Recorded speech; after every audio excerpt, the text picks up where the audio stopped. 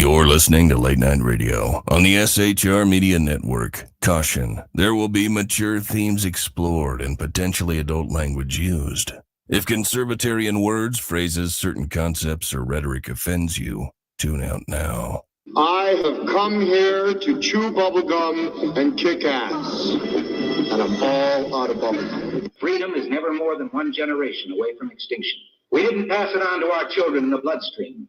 The only way they can inherit the freedom we have known is if we fight for it, protect it, defend it, and then hand it to them with the well-taught lessons of how they in their lifetime must do the same. And if you and I don't do this, then you and I may well spend our sunset years telling our children and our children's children what it once was like in America when men were free.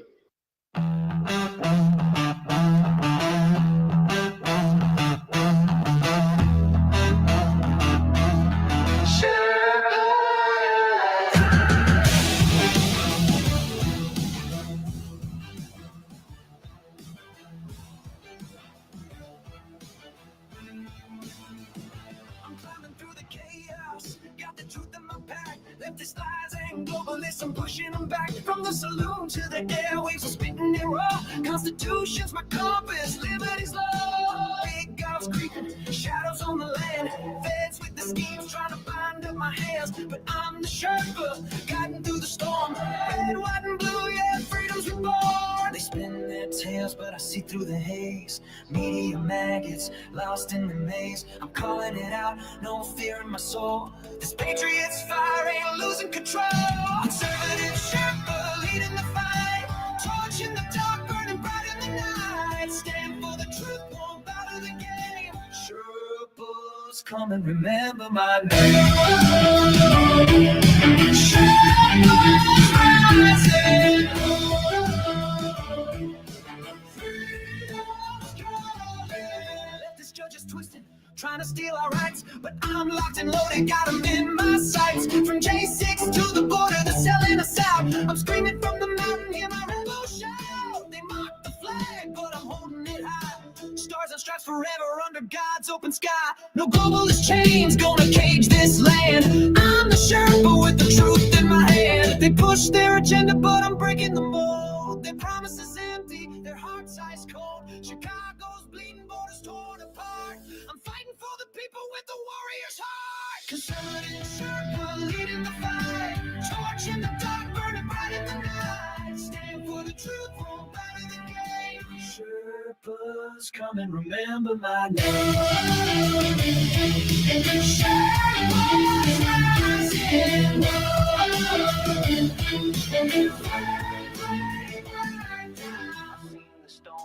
I've walked the line, 41 years, badge on the grind, now I'm on the air. My voice like a blade, cutting through the lies that the traitors made. Hurricanes rage, but we're standing tall. Sheriffs of the Constitution answering the call.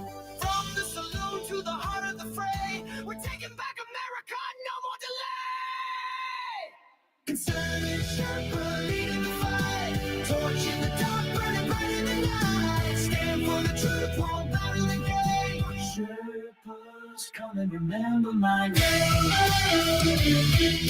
Sherpas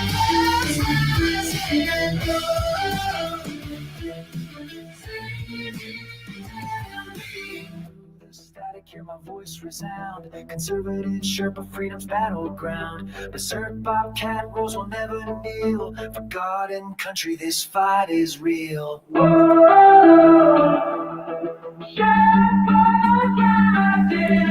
Ladies and gentlemen, boys and girls, children of all ages, thank you for being here tonight. This is a really interesting show, and I've already got a ton of comments. I have, according to my little thingy that I have to point up to right here that you can't see that I can, I have 151, 153, 154 people watching live right now. And thanks to you, and I mean it, and I'm not kidding, by the way, I oughta. Anyway, we're going to talk tonight about AI. So I find this at once simultaneously astounding and wonderful and revelatory. Multiple thanks for being here tonight. Despite the urge to, enjoy our munificent Sunday weather, our summer weather, I should say, engage in cool activities and otherwise be occupied. And tonight I'm featuring something of a holy mother, simoleons, 158 people watching live right now. And also, let's go to the comments before we actually start the show. Look, it is Jeff, a Cosmic Bard, reposted the stream. Thank you kindly. We have Phantom in chat. We have Mission Ready Men in chat. Lost Wanderer via another segment. Lost Wanderer JEFF. Ordnance Packard first, baby. Ricky Robinson, wasabi. Lost Wanderer Amish. Cheetah is in chat. And Ordnance Packard, where? Right here. So thanks for everybody being here. Let me install this, if I may. First, up at bat is Mike Fitzpatrick. And then also we have Rowdy Rick, and we have Jeff, and we have, we have 5 people here, 161 people watching live right now. Well, for me, thank you all. This is unprecedented, shall we say. And, look, another individual, Zelda Gabriel. Hey, all, and welcome to all the people that are new, that are here. I thank you ever so kindly. In any event, it's a roundtable discussion tonight, and it involves AI, intelligence, artificial intelligence, AI agents. And like the promo talked about, where people tend to fall on the spectrum involving AI, like, for example, AI is going to kill us, or AI is going to be the savior of us. And I showed this to the people beforehand, and it shouldn't surprise everybody that I have 22 pages of questions right here. And I see Mike Fitzpatrick laughing already. Vented those pages. She's a pizza. We don't need no stinking pages. We don't need no stinking badgers, or we don't need no stinking pagers around here as well. And who is this stranger calling me Z? Stranger danger. In any event, let me start with this. Jesus. This is going astronomical, just like JEFF says frequently. Exactly in that tone as well. 178 people watching live right now. Where did you all come from on a Thursday night, late at night? Muchly appreciated. So what I'd like to do is go around here, and for some of the occasional people who may not know who everyone here is tonight in the roundtable, let's start with you, Mike Fitzpatrick. Can you tell everybody, if you would please, who you are? And let me bring you down here, and just a brief synopsis about who you are and why you're here tonight, besides being bored and your checkbook was already balanced and you already cleaned your parakeet cage. Go. Okay, go. Okay, Mike Fitzpatrick, founder, CEO of NCX Group. NCX Group is a cyber risk consulting firm, and we've been protecting businesses and keeping them safe for about 25 years. I've got 44, almost 45 years in technology altogether. So I've seen it from an Apple II with 8K of RAM to now every day I'm using AI in some new and interesting way. Roddy Rick, a little bit background from you, please, sir. Well, I've ran a security and private investigations firm starting in 1998. Before that, I was in the private security industry and also spent some time wearing other badges and various guns. I've been in broadcasting now since 2010, I think. Do several shows. Started with K98 Talk, now run KLRN Radio. And I, too, have massive concerns over AI and vacillate between it's going to help us and going to kill us. And I can't decide from one moment to the next. Boy, and I'm sure we'll all reach an appropriate conclusion tonight to everyone's satisfaction. JEFF, the Lost Wanderer, sir, please. Absolutely. By day, I have been in IT for over 35 years with a background in servers and security. By night, I am the program director at KLRN Radio with several programs of my own. Wow. Okay. That is brief. Jack Alexander, and you, sir, you're far, far away. Yes, I'm a little bit of a swim away, aren't I? Yes. I'm a 10-year veteran of the Australian Army. I've also been involved when I was in the United States with the US Air Force Auxiliary Civil Air Patrol. I've been an investigative journalist on the internet now for almost 30 years. And I mean, artificial intelligence has led me down some very interesting rabbit holes. Thank goodness that I practice,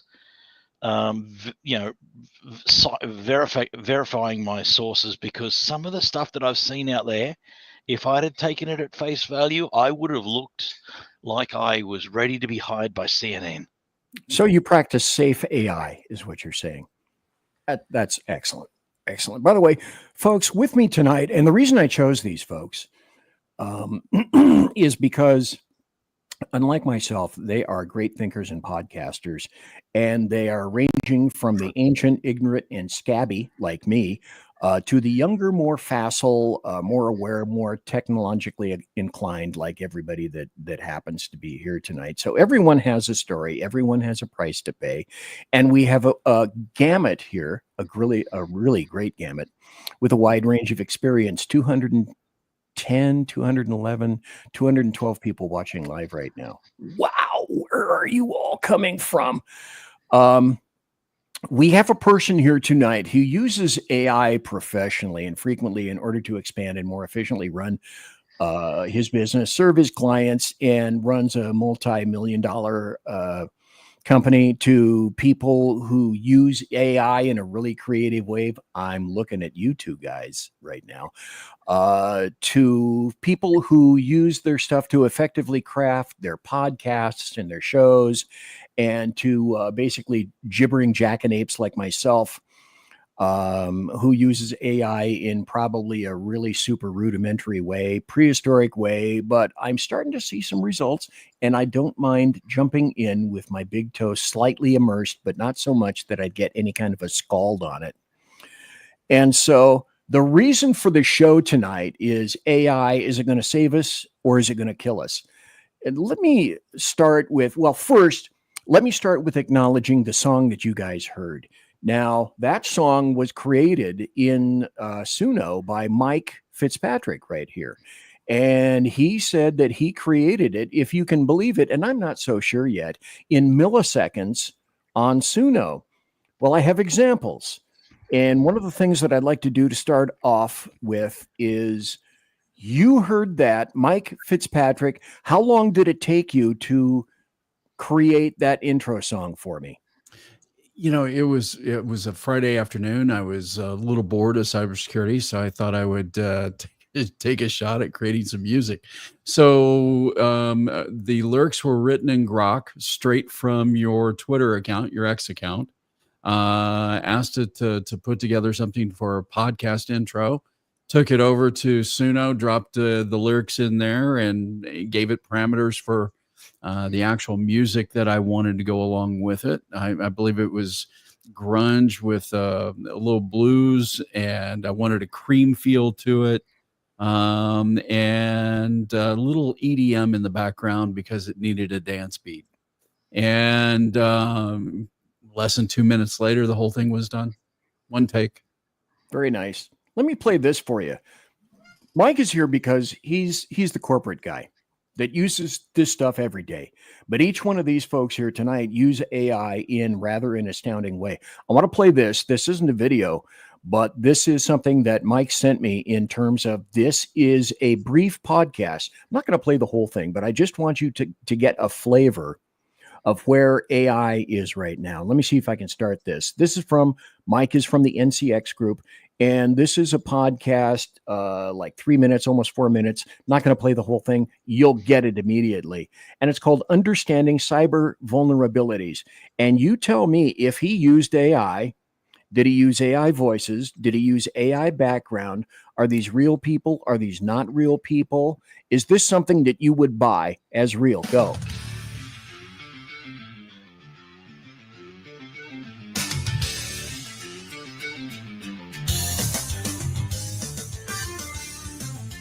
Welcome to the Cyber Smarts podcast, where we help you stay sharp, stay safe, and stay one step ahead of today's cyber threats. I'm Jake Thompson. And I'm Maya Lee. Today, we're kicking off our cybersecurity awareness series with one simple question. Why do people still fall for cyber attacks? Okay, stop right now. Let's weigh in. Folks, real or AI? What say you? The woman's voice is definitely AI. Yes. Okay, you're going with the woman's voice. What do you think about the guy? I haven't heard enough. There was something in the female voice that automatically twigged. It comes down, for me, it comes down to certain word pronunciations. AI just hasn't been able to get that right. And the female voice has tripped on one of those hurdles. I haven't heard the male voice trip on it yet, but if one is, then they both probably are. Yeah, I was going to say, I think it's AI. But okay. I will say the voice quality is decent, though, but I still think it's AI. Okay, well, then I am infinitely less than you guys because I bought it. Well, we're on an AI show, so I would think most people would would say it's AI because we're talking about AI. I think if it's used, don't you guys think that there's a percentile of veracity in this? That it sounds pretty good. Well, if not for the fact that Jeff uses, I believe he uses mostly Suno as well to produce a lot of music, I have noticed a vast improvement in the voices from when he started to what he's putting out now. So, and Jack was right. The female voice did trip up on, she slightly mispronounced a word, so that was enough of a flag for me. So okay, all righty. And it's fun that you should, interesting that you should mention Jeff. Jeff gave me permission to play this. Now, you heard the intro song created by Mike for the show, which I use predominantly now. Here's a song that Jeff has played and created. And this is where we are today. My ass is still gobsmacked. Footsteps fade in sandstone dusk, echoes left in woven dust. We carved our names in nothing less than let the wind decide.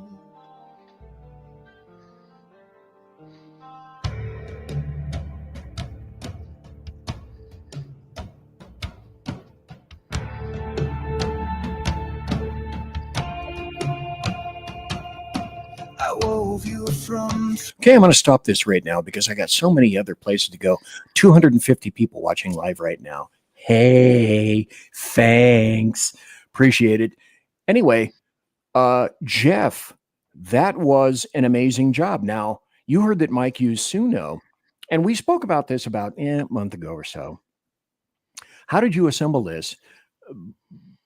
But I predicate this with a caveat. You are a musician already, so because of your inherent qualities, I think you're going to get a better result in this kind of thing. So what I did since Suno upgraded to the latest version, you actually have 1,000 characters now to describe the style you want. So what I will often do is put the chord structures in the lyrics and the styles, then also do beats per minute, time signatures, things where I want to shift. And we'll even describe like, okay, verse 1, I want in this kind of a style, whatever that style is. And then say for verse 3, I want a brief introduction into a new style, new time signature, and change everything up that way. So it makes the AI really parse a lot of the information even more to break it into different areas within the same song. The one thing I've noticed with AI a lot is if you tell it to do a certain song style, it will really hit that really well throughout the song. To get away from some of the AI feeling is to do some of the key changes, the time shifts, and even some of the style changes within the song. But I think you have the ability, the innate ability to do that and discern between all of that because you were already a fairly schooled musician anyway. That if my memory serves, you are facile on 20, 21, 22 instruments, something like that. 21 with 4 being what I really concentrated on. Okay, so you're going to get a different result than a lot of other people. But I just want to say that to Mike and to you, the reason I played these tonight is because this is where we are in 2025. Now, Mike Fitzpatrick sent me a video, and it's a 2.5 hour plus video of a bunch of guys in a round table talking about AI. And it's from having watched that video that I've grabbed a ton of questions for everybody tonight. And then, as far as I know, Mike, you're a superior user of AI. Jeff, you beat the hell out of AI and you use it to craft really beautiful things and your show and songs and graphics.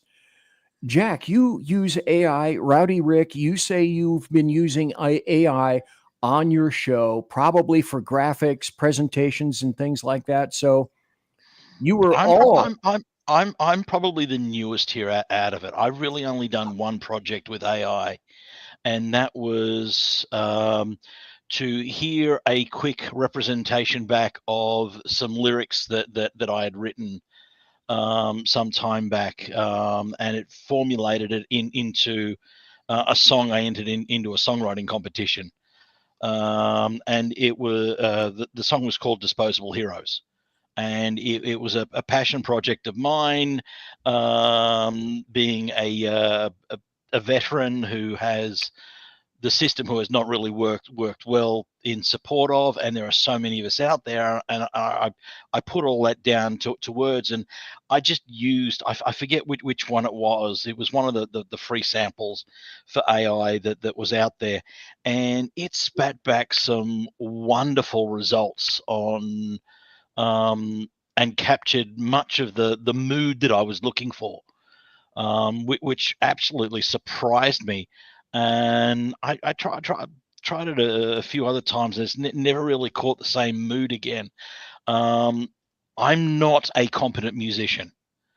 I've been in bands. I was usually the band spirit level, right? I was the drummer and occasional vocalist. So that I'm not competent at playing a lot of instruments. So I just wanted to hear what I got back, and I was surprised. Well, AI, Rick, you use AI right now in your show. You decided that you were going to embrace AI early, and I'm still trying to find out from yourself and Sean and a couple of other people, how is it that you use AI? I mean, do you make an outline? How to use it for your show? Because apparently I need to figure out how to do that. Well, I mean, as I discussed a second ago, I do a daily show 4 days a week, 3 hours a day, and then I also do several evening programs. So a lot of times what I'll do is I'll start by having AI help me put together an outline. And it's usually a combination of Grok and then Chat GPT, and then I'll kind of go back and forth. So I'll start by having it scan most social media platforms, etc., and find me the top 5 news stories at state level, national level, and even international. Then I'll fact check it to make sure it's not making things up, because it does like to occasionally throw red herrings in there that don't exist. Nice. And then once I verify the sourcing, then I will have it start. And now this is usually for shows like Juxtaposition, etc. Normally for my shows, because I'm usually daily, I'm usually hopping from article to article anyway, once I find them. So that's really about the extent of what I use it for on the daily. Now on Juxtaposition, I'll actually have it do like total deep dives. Like I almost broke Grok trying to have it prove time travel could possibly exist once Michio Kaku came out and said it basically was an engineering problem now, not a sci-fi problem. So I basically started with the premise of, since he's now saying it is a possibility, doesn't that mean that it could exist somewhere? And so we went round and round and round for about 2 hours, and by the time I was done, I had a complete outline for a show, and I was actually doing that while I was streaming your show. And this was like 2 weeks before Juxtaposition was supposed to air again. And I sent it over to Amish, and I said, "Hey, I think I figured out our entire topic. Check this out." No, I want to add something to that, because I've been a big fan of Juxtaposition even before I came in onto KLRN as a host and then program director. I've noticed when they switched, especially to the 2-hour format, they've always had a solid show, but I can tell they've started doing some outlines to try to hit some marks with the use of AI. And the show with him and Ordnance Packard in chat has gotten infinitely better because, well, sorry, Rick, but this is going to be true. There's less squirrel chasing now. I resemble that, sir. I resemble that. So it took a good product and made it really great because now there's a little more structure with time influence in it. I would imagine it would save you. I mean, because early days of cybersecurity, I think it was 2004, 2005. I was doing a Saturday morning show on AM 590 here in Southern California on cybersecurity, and especially trying to educate executives. The show prep, just to do a half hour or 45-minute show, was probably, on my part, probably 3 or 4 hours. Hell yeah. To go through and do that. So I would imagine just the show prep alone would be life-changing. I know that this last weekend I went through and needed to do some updates, and I was experimenting with some keyword changes for the website and positioning and messaging and all of that. I redid my entire website, all the messaging, all the content on our core pages, redid all of the SEO, everything in 15 hours time with AI. Now, if I had outsourced that the more traditional way, probably would have taken 6 weeks. The messaging probably would not be my voice, and it would probably have cost me about 30 grand. Holy crap. See, here's the other thing. Jeff, I know you are a researcher.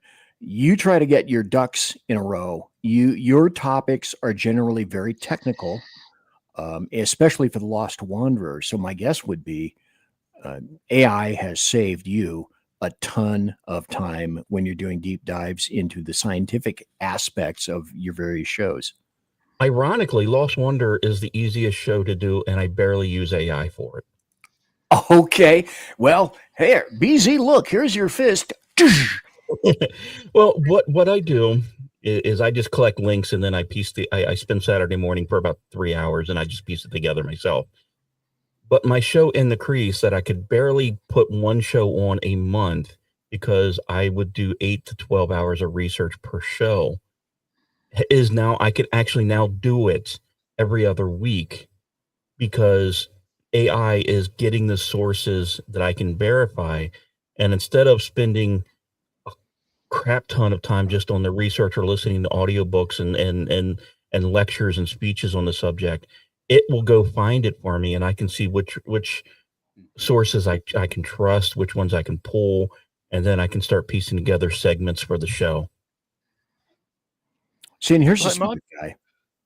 But my biggest problem with using AI maybe for show prep, considering I've always been neck deep in politics, usually with my podcasts, and I'm finding and look, maybe it's because I'm not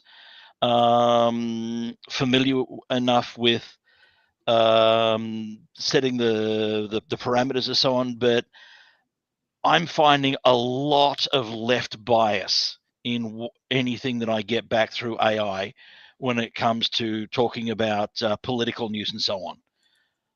Now, do you guys find that true? Are any of you else finding that there's a bias in there? I'm going to get to that in short order, but Jeff, Mike, Rick, are you finding something like that? So I've been using AI now for 4.5 years. So up until probably and this is all pre-Chat GPT stuff. Probably right up until the time that Chat GPT came out, AI was pretty center of the road, pretty middle of the road. But it was a Friday afternoon. There was an update, a change, a model change, and the tool that I was using was literally using about 4 or 5 different large language models, and it changed. It literally went from supporting a constitutional republic to supporting Marxism in overnight. It was unbelievable change and happened quick. Okay, that's pretty weird. Rick, did you find anything like that when you're doing any kind of research or investigation? Yes, actually, as a matter of fact, I typically have to give very strict parameters to my AI, exactly the type of flavor that I'm looking for. So I will usually make sure to tell it, especially if I'm having it write up more of an outline or maybe giving me some prompts to use during shows. I will have it make sure that it writes things up from a center right perspective, because otherwise it does tend to go a little insane. So So you have to you be gotta very be specific. you have to learn to be very specific with AI to get it to do the things that you want it to do. Because the irony is, what we're talking about as AI right now technically isn't. It is an intelligent search algorithm with a chatbot built in, is basically the extent of the AI that we have right now. Now we're getting closer to actual AI, and I would be surprised if the government doesn't have something a lot more legitimate than what we currently have access to. But that's part of the reason why you typically have to tell it exactly what you want it to do. And until you learn to do that, and until you start remembering that, especially when you're first starting to work with it, you got to remember it's also usually starting to work with you, because each instance of the AI is going to be a little bit different until it gets introduced into a large chat model area. So you have to talk to it like it's 5 until it learns to understand you. To Jeff's point, I think the thing that's interesting is the large language models like ChatGPT and some of the others that are out there with Google and all of that.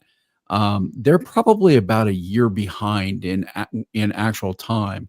Grok, on the other hand, it has access to X. It has access to all the tweets, so it's up to date to the minute.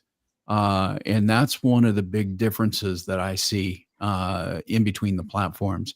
I would say that X is a little closer in getting a little bit more information, a little bit more dialed in than ChatGPT, for an example. Okay, let me start at the top and go down. The story tonight, the gig is 300 almost 350 people watching live right now. Thank you ever so kindly. This has never happened to me before. I am honored. So let me start from the top. Roddy Rick, what do you think? AI going to save us or kill us in general? In general, I would say it may. The honest answer is I'm not exactly sure. I will say that, and I've made this joke quite often, start being very polite to your devices, because once Skynet or whatever version of Skynet we wind up in our particular reality is going to remember when you're an asshole. So start being polite to your devices. Quite possibly. Mike, what do you think? I think it's too early to tell. I think that like anything in technology, it's a double-edged sword, right? It can be used for massive good. I think it's going to have a huge impact on health and education, and quite frankly, from a business standpoint, the fact that you're able to do more with fewer people within, especially for small businesses, it's going to be massive help. But then you've got the dark side of it that comes with that double edge. Jeff, what do you think? Any thoughts? And see, and I'm doing this first. I'm getting your opinions first up front, and then I'm going to ask you again at the end of the show and see what you guys think. My honest answer is neither. Because humans will find a way to fuck it up way before anyone else can. Wait a minute. That's number 2. Thank you. Excellent insight, Jack. One way or the other, what do you think?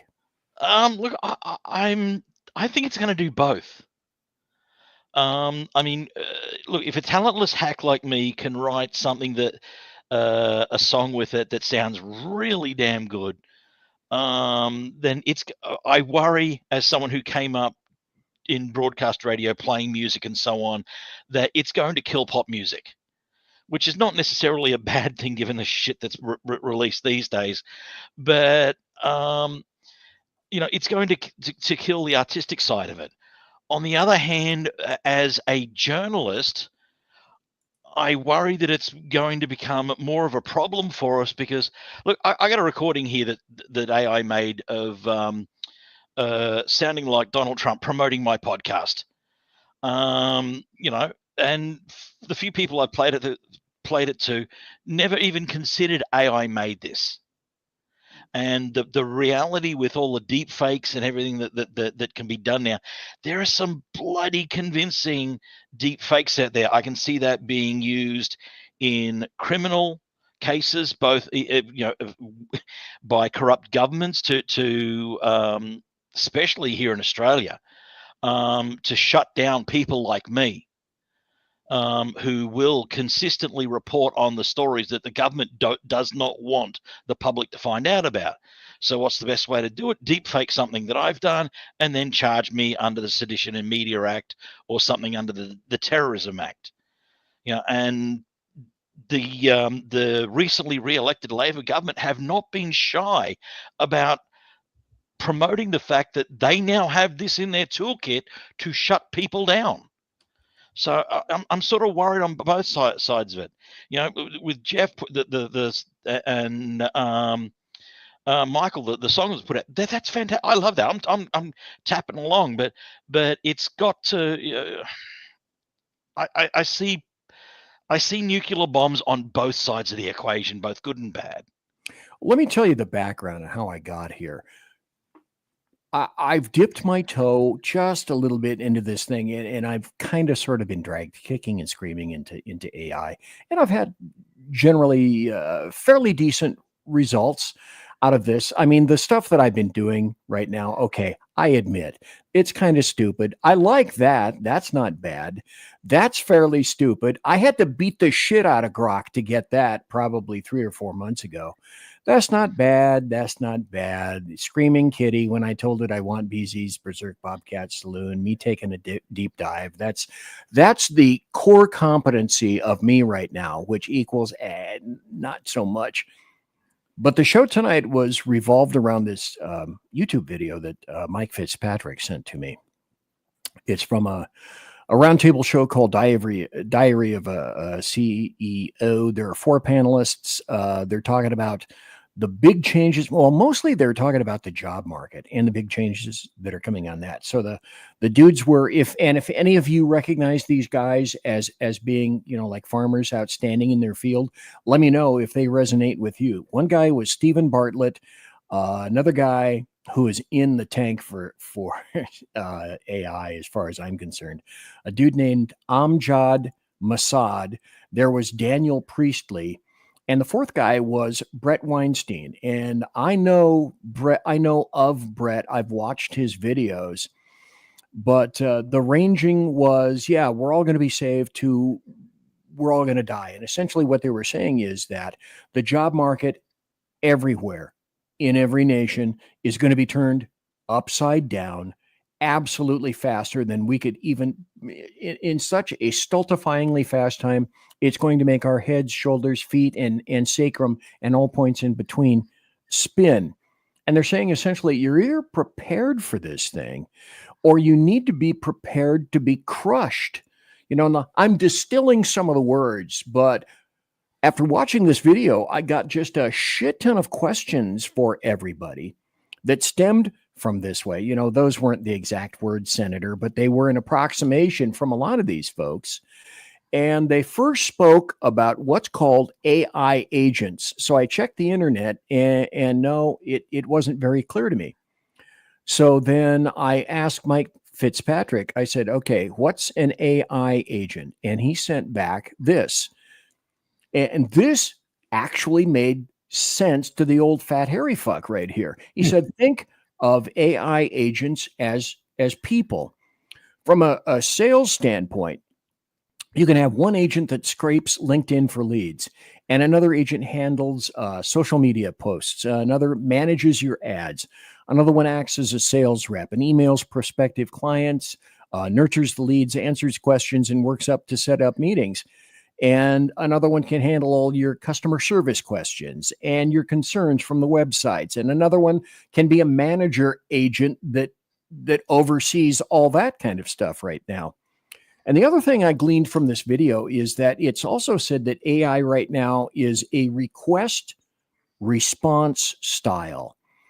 So an AI agent is when you give an AI a request and they can work apparently not exactly indefinitely until they achieve a goal or they run into an error and they need your help. So first, does any of this do any of those guys resonate with any of you right now? And does that make sense as to the definition of an AI agent? Because they referred to that in the rest of the 2.5 hours that they're in that video. So where do you want to start? Well, after that, it made a lot of sense to me. But after looking at that, the first thing that clipped my brain, 415 people watching live right now. Wow. I read that closely, and the first thing that went in through one ear and stayed in my Mark 1 Model 1 Brainulus was, you know what that looks like to me? That looks like an ass load of lost jobs, and for a lot of companies. So here come the observations from this video and the questions to discuss. And then obviously I'd love to hear your thoughts on it. This guy, Amjad Masad, let me see if I get that right, said, and this was a big revelation to me. He said, if your job is as routine as it comes, it's gone in the next couple of years. But it's going to create, but then on the other hand, he says it's going to create new opportunities for wealth creation. Any thoughts on that? Well, so we've had this discussion from the dawn of time, though, because everybody remember when the automobile became a thing, and everybody thought the blacksmiths were going to go out of business, and the horse carriage people were going to go out of business. Turns out most of the horse carriage people figured out how to buy automobile companies and kind of went on from there.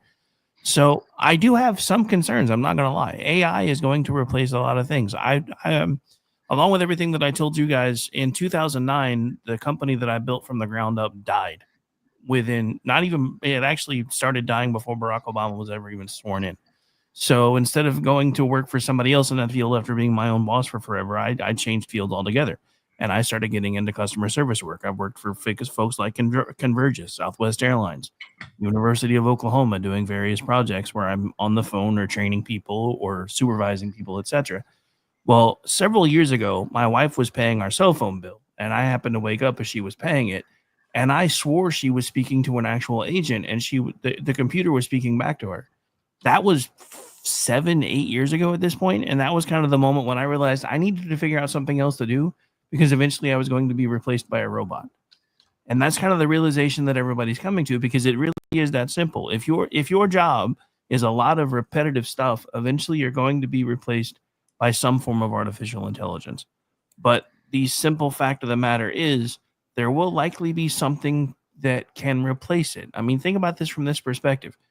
When I was a kid, I used to tell my dad all the time, if I could get paid to play video games, it would be amazing. My dad looked at me like I was crazy. Apparently I was born about 10, 15 years too early, because now lots of folks are making at least some money. Not very many people are catching the lightning in the bottle for the few you hear about, but a lot of folks are making money playing video games.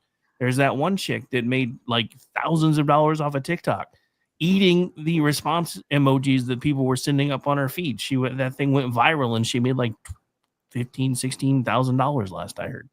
So, I mean, we are talking about new potential income. But the thing about that is, anytime there's new income, you have to figure out how to be in it first.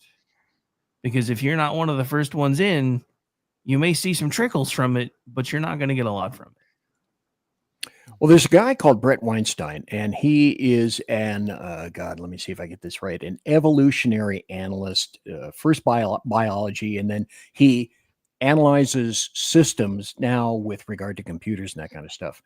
And I'd like you guys to think if weigh in and let me know if you think that he's correct here. He said we've created by this a new species, and nobody on Earth can predict what is going to happen. Well, I mean, sci-fi has been warning us about that for what, 70, 80 years? So yeah, I mean, he's not wrong. We have in fact created a new species.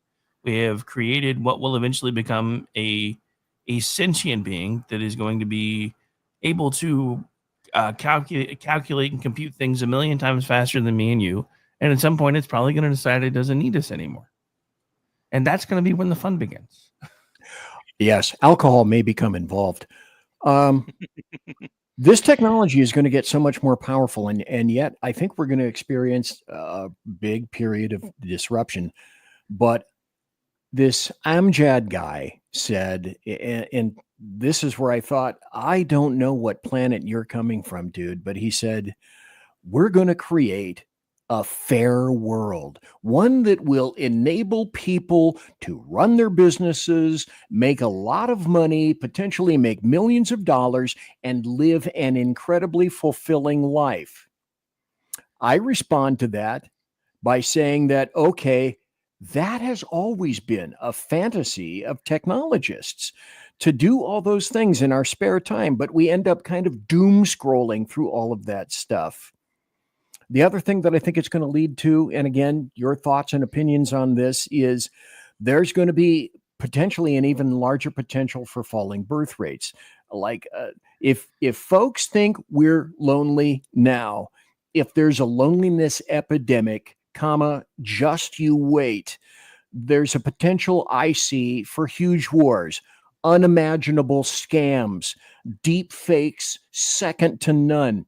Everything essentially is going to have to be questioned, and real damn soon. Thoughts, everyone? Well, the reality is we're not allowed to question anymore. And that's where the tyranny of all of this starts to pop in. Yeah, the more we delve down this track, and people aren't taught to think anymore. They're taught to accept what's put in front of them.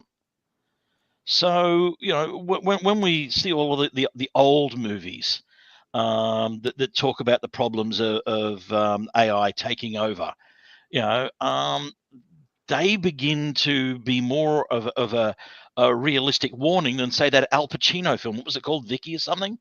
Where you had the deep fake girlfriend that they made movies together. I think it was called Vicky.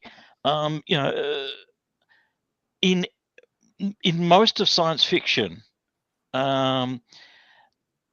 they've always it's this sort of thing has always been seen as malignant, not benign, and that's unfortunately, I think that's going to bear itself out. Any of these AI created people. I mean, at what point do they then get rights? At what point do you then, begin holding them responsible for their actions? I mean, look, I drive Uber to pay the bills now. Thankfully, in Australia, they haven't allowed Uber to start allowing the self-driving cars. But was it Washington State has Simone? Thank you, Cheetah. There are various places in the US where Uber are driving cars. They got AI driving the cars. If the car has an accident, who's responsible? If Teslas drive themselves now, what happened? You bust through a speed trap. Who gets the ticket if the car's driving itself? These are the questions that just society is just not prepared to ask these questions. Jeff, Mike, or Rick? I will go next. The Human Brain Genome Project is trying to map the human brain. If they become successful, we will be able to put our brains in the robots. The question becomes, with the two tiers of civilization that we currently have, with those that enjoy tech and those that are, well, wouldn't know what a phone was if it was right in front of them. Eventually, the higher tech will depopulate itself, because once the brain gets put into robots and computers, there will be no need for that higher civilization to reproduce, meaning the lower civilizations will continue to reproduce at such a higher rate that there's only likely outcome is war. It's one of the reasons why a lot of people don't believe we'll ever hit the Kardashev scale 1 on a planet. So the question becomes, where do we go with all of this with saving humanity? Because AI, we're creating a child, and we all hope that our child is better than us. And for the first time in history, we're at the potential where the children that we are creating digitally might just achieve that at a level we've never thought of. Well, see, that's another thing. You and I discussed the Fermi paradox, and the Fermi paradox says something similar to, if you're going to be a spacefaring civilization, you're going to have to survive two things, essentially the equivalent of your atomics and the equivalent of your AI. And if you can do that, then you might be bounding about the galaxy. But that's predominantly one of the major reasons why, allegedly, you don't see a lot of aliens from Zephyron, my good friends, I might add, bopping in to say hello to us frequently. Normally, they just give the finger and they fly on by because we're really stupid down here. Well, that's because everybody knows we're the zoo, and we're constantly throwing intergalactic keggers down here. So. Oh, yeah. Well, listen, if they were within range, we'd be throwing poop on them. But it'd be, like intergalactic poop. And it makes me wonder, when it goes in space, does it get really hard and will it damage their spaceship? I think that's a question whose time has come. Let me go to Mike Fitzpatrick. You mentioned this, and these guys mentioned this, and I think this is a huge opener. Hey, speaking of opener, I'm not going to play any of the promos or anything like that tonight. I just want everybody to realize this. Conservative media done right. You're listening to the SHR Media Network. And also thanks to Roddy Rick for co-streaming right now, simulcasting this show. That was a wonderful thing. Greatly appreciated. Mike said, and these guys on this board said, hey, Replit is a paradigm shift. And Replit, I discovered, is a program where those people who don't know how to code will suddenly be able to code. And it's a piece of apparently software. And Mike, weigh in on this to see if I am even approximating close to the reality of this. It's a software that allows you to create software so that theoretically a moron like me could do that, could build a website, could make it, hey, donate to BZ. I could make it take payments. I could integrate AI into the site and do almost anything within minutes. So Replit, who is it? Amjad was the CEO's name. Yeah, he's the CEO. He's the CEO of Replit. So Replit, okay. Didn't know that. Yeah, so Replit is an application that is a no-code application. So literally, you can go from typing in a prompt of what you want an application to do, and Replit goes and builds it for you. So and again, a lot of it right now is probably, I won't say rudimentary, but at the same time, I think that it's beyond websites. I mean, what is it? Squarespace can do the basics of that too, but it's just not the same thing.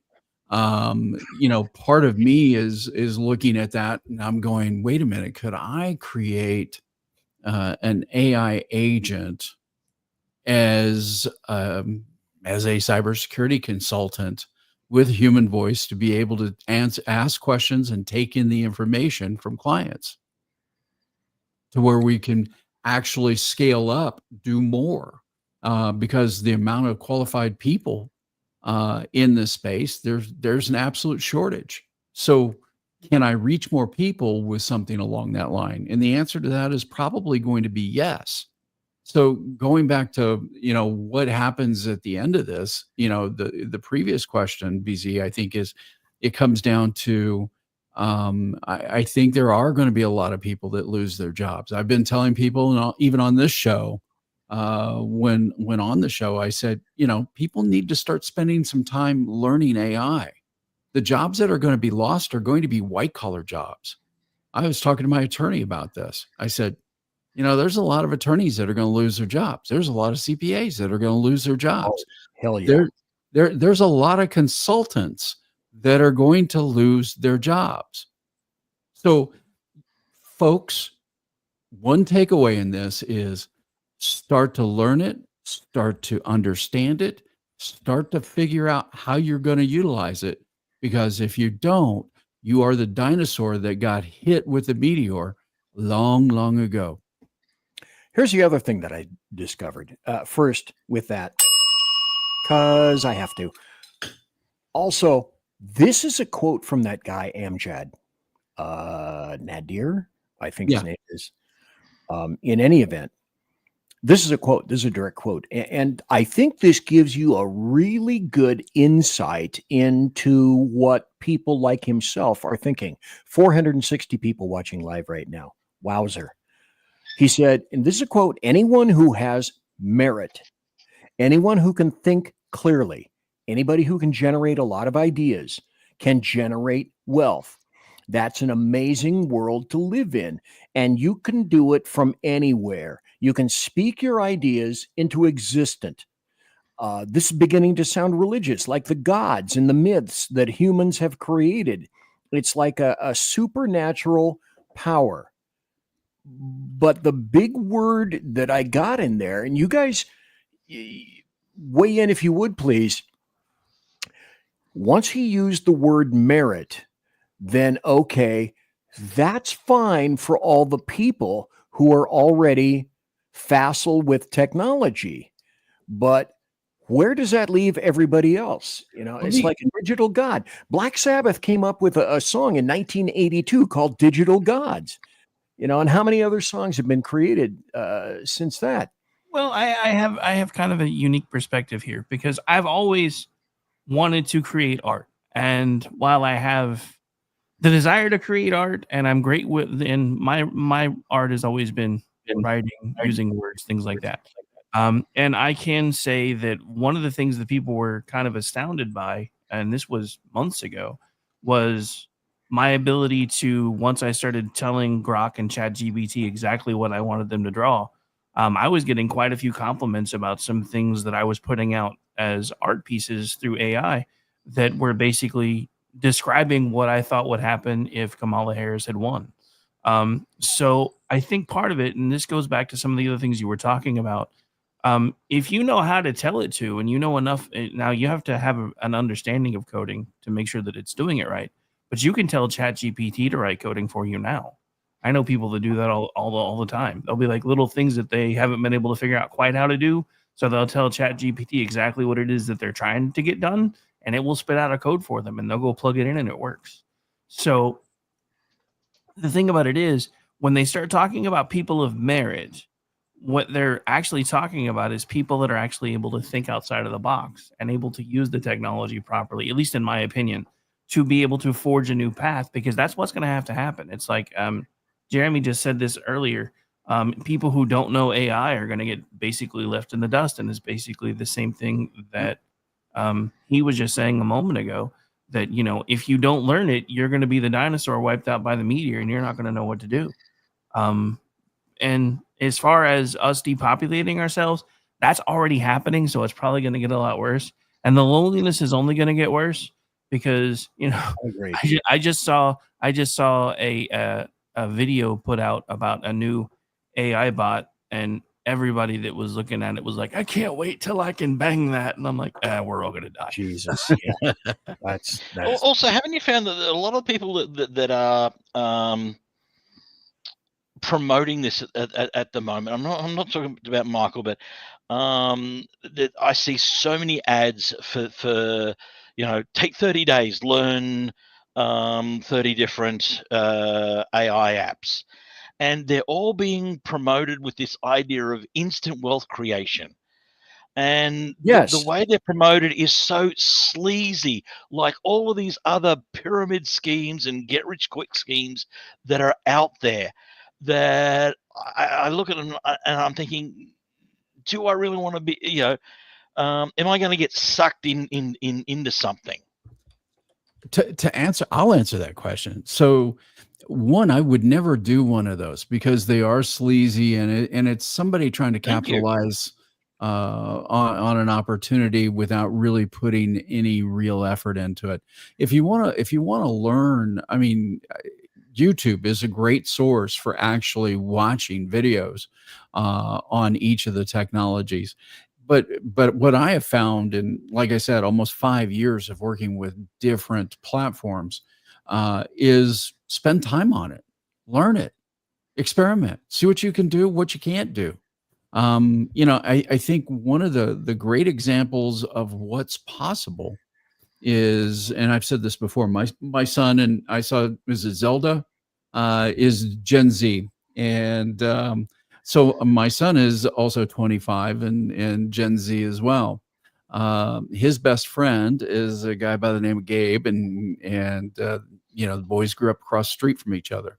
So Gabe came to the house and was hanging out with Jay, and spent some time. And he said, "Hey, Mr. Fitz, have I told you about my side hustle?"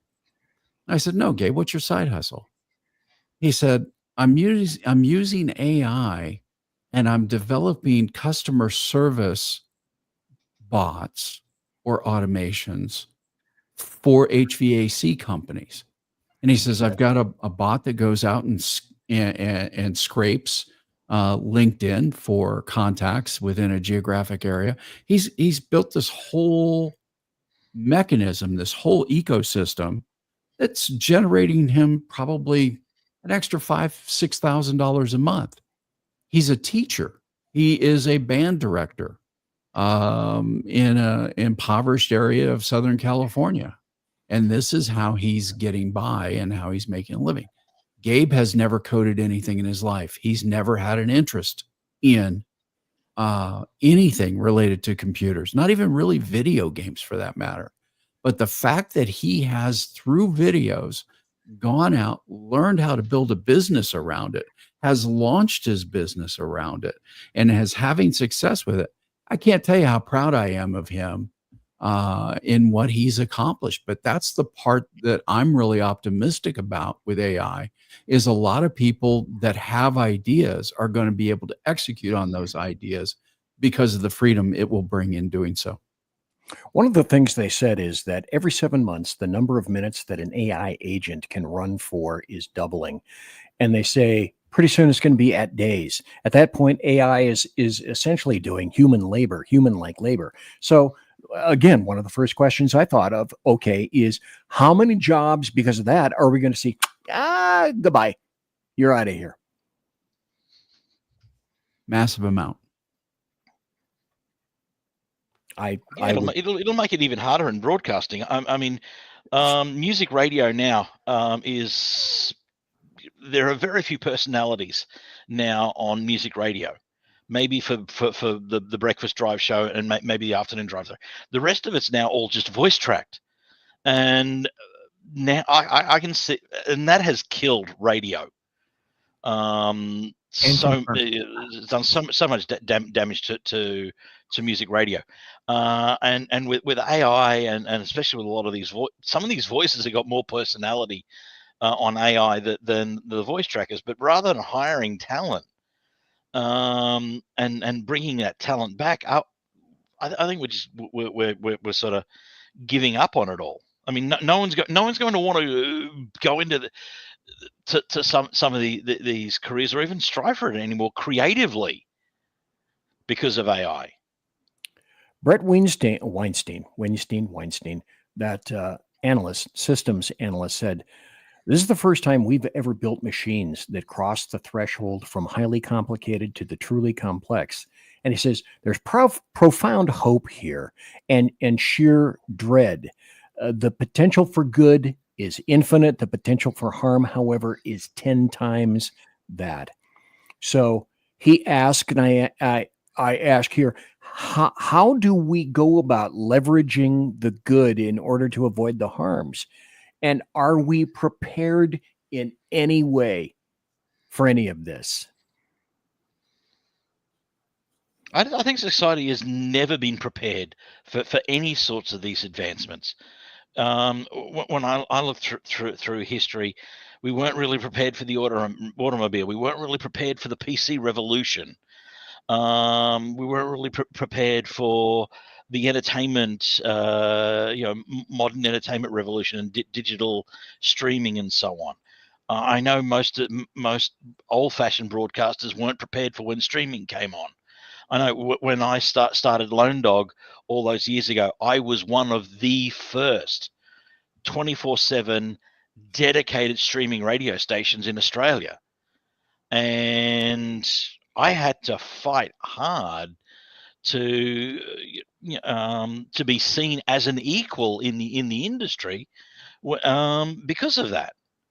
And the laws just don't keep up. Somebody mentioned before, I think it was Jeremy in chat, that that somebody had been charged with creating kitty diddler content with AI. Well, hang on a second. How is the law going to apply to that? Now, if a human makes that sort of content using using children, that is a crime. But if it's AI created, there isn't that exploitation factor that is the crime. Yes, morally, is it repugnant? Hell yes. But it completely redefines what that crime, is that now a crime because no children or were harmed in the creation of that content. I mean, well, that we're not ready. We're not ready to address those questions. That would turn a lot of it on its head. I mean, because that's kind of the same thing I was just thinking. I was like, it would still be immoral in my opinion, but you can't really say it's illegal anymore because it's not exactly. It's not exploiting an actual person. And trust me, having this conversation at all is currently making my skin crawl, just so everybody knows exactly how I feel about it. But from somebody who has done Leo type work and been in that field, that would be something that would be almost impossible to do anything with, other than as we used to do things back in the day. This would be somebody that would get handcuffed to a bumper and drug around Draper Lake before they got kicked loose because we couldn't do anything else with them. Well, and the other part of that is, if you have something like that out in the ether, out in the internet, how would you ever find out the origin? I mean, are there ways to discover origins for this stuff? My guess would be that the brooms and the tracks would have been swept in an amazing fashion, in ways that I can't even begin to comprehend right now. The other thing is about AI is, what if it begins to accomplish something that wasn't the goal? Because we've already seen this. I want to play this for everybody.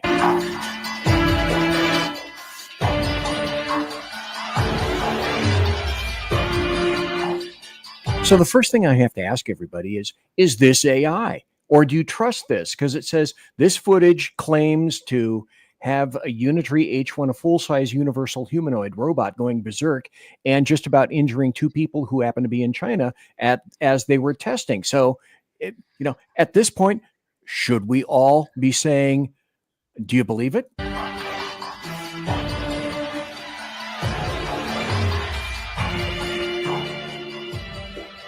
That's just bad code. So is this real? Is this an indicator of things to come? I have no damn idea. Any thoughts from anyone here? You just sounded like Root from that TV show. It's just bad code. It's just bad code. No, that was fake. Yeah, I mean, I kind of. Do you think that's fake? 100%. Okay. China cannot even launch rockets on a regular base without killing cows. They're not that far with robots. But on the other hand, for the same reason, you could argue that was real, that this was a screw up, as Michael said, bad code, and it's just flailing around. Well, even at the robotics conference in China this year, it was a couple of weeks ago, I guess it was. I was watching some of the videos. There was nothing walking the conference floor that was even anywhere close to that The with the safety robotics arms. there. And I mean, they weren't 3 or 4 feet tall. They weren't that big. I mean, take a look at what Elon's doing as far as what he's doing with the Tesla robots. The ones that scare me is actually Google. Google owns 14 different robotics companies. Ooh. So, so again, there's lots of folks in that space. There's lots of folks that, are planning for a different type of world than what we have now. And the reality is, just like 100 years ago, we are going to experience massive change. And with that, people are going to be doing different things. They will have to adapt, improvise, and overcome. That's what that's the human experience. You adapt or you die. You know, this goes, and this prompted me to think of something else, because Jeff had mentioned a few minutes ago that, the Human Genome Project is working on mapping the human brain to potentially be able to transplant the signatures itself into AI. I can't remember the name of the company, and it's only in like a full-on, it's still like set up on like a T-cross kind of thing, robot that is making the rounds right now. But this thing is using like liquid cooling instead of the usual gears and everything. It's got stuff that resembles human muscles. I mean, if anybody's getting ready to be able to take somebody and move it into a robot, I think that's the group that's working on it. I saw a video of that thing, and I wish I could remember the name of the company, because it absolutely terrified me when I saw it moving. Boston Dynamics. I think it might have been them. Yeah. Yeah. They've got a dog that will actually run 35 miles an hour and hunt you down. Yeah. Wonderful. Yeah. Because who wouldn't want to have that following them? But then again, we're lucky because we have a group of idiot Marines that can still trick these AI robots. Because if there's anything on this planet that will trick AI, it's a bunch of crayon eating Marines. There you go. Okay, I can hear the crayon eating Marines objecting. For anyone who's offended by these comments, I am not affiliated with that man in any way. I say that with the greatest of respect, because you put a Marine in the wild and give them a solution or a problem to solve, and they will come up with the single most ingenious way that no one else on this planet would ever think of to solve that problem. Or to break that item. BZ, you've been in law enforcement for a long time. I may have. There's a company out there, and I have a small investment in it, a company called Nightscope. And Nightscope is autonomous robots for security, for law enforcement. They're actually using them within the subways of New York. It's got gunshot detection on it. It's 360-degree cameras. It actually records everything. It weighs as much as a truck. So it's robots as a service that are delivered, and they're tied to same company owns all the blue light boxes that are on college campuses or corporate campuses for that matter. So it's all tied into the same system. But it's interesting where things are going, just as far as the routine and the mundane, and taking those things out and giving humans the more complicated jobs. Well, that's why I also say that how can we possibly see where this is going? And that's where this comes in. This is early. This happened already. 510 people watching live right now. Ooh, I love each and every one of you. You and you and you and you and you. OpenAI models disobey shutdown commands. Elon Musk says that's very concerning. Is this an accurate story, for example? Open the pod bay doors, Hal. Yeah. Hal. See, and that's the other thing. I'm a great science fiction reader, and we've all seen this before. And that's why I love guys like one of the most imaginative authors, and he was fucking nuts, was Philip K. Dick. Mm-hmm. He was like, pew, he was on drugs and anything that would bring in this. Right. But he was brilliant. Brilliant. Are we going to see more of this, though? That's one of my first questions. Oh, yes, definitely. Yeah. And The yes, other, that is my other question I think is, are we going to instill Asimov's 3 laws? That's a good question. We're going to have to be there sooner or later. Sooner, much before later. It won't matter. Yes, it won't matter. I mean, anybody who's watched the Will Smith robot movie, the intelligence behind all of that uprising actually twisted Asimov's laws to be able to do what it wanted to do anyway. So they'll just, even if we try to instill those kind of things in it, they're going to find some way to twist it to fit their narrative. I mean, we do it all the time. That's one of the scariest things about where we're headed. I mean, think about all of the wars that are avoided right now just because, like us, we don't want boots in the ground in Ukraine because it's our sons and daughters that would be there. Imagine how much differently it would be if you could just send a bunch of robots instead. Well, yeah, exactly. You're making an excellent point. How many times have we seen on television various drones, etc., seek out, say, Russian tanks, drop a little surprise through the open hatch, comma, you blithering idiots, haven't you learned anything by now, end of parenthesis, and seen a swarm of drones, which is the war of the future. How, on an aircraft carrier, there's CIWS, which is the close-in weapon systems to try to take out exocets and various missiles. R2D2 What with systems a do we hard on. have for drones yet? I don't see any. The problem, and I apologize, I'm going to get a little political here. That's okay. That's the what we biggest do. problem with Asimov's laws is logic will dictate that they are wrong. How can you tell AI not to harm humans when humans harm themselves? If it's good enough for humans, it's good enough for AI. So would that create a logic conundrum within an AI? I mean, you look at it like, the whole abortion or not pro or con. If a human adult can decide to kill something growing inside of it, how do you tell AI that we're just growing beings ourselves? And at what point is it okay to get rid of us and when not to? Great point. Mhm. Yeah.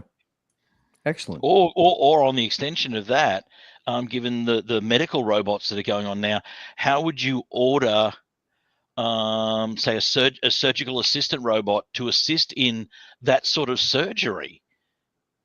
Given the laws as well, because are you not then damaging or putting a human at risk?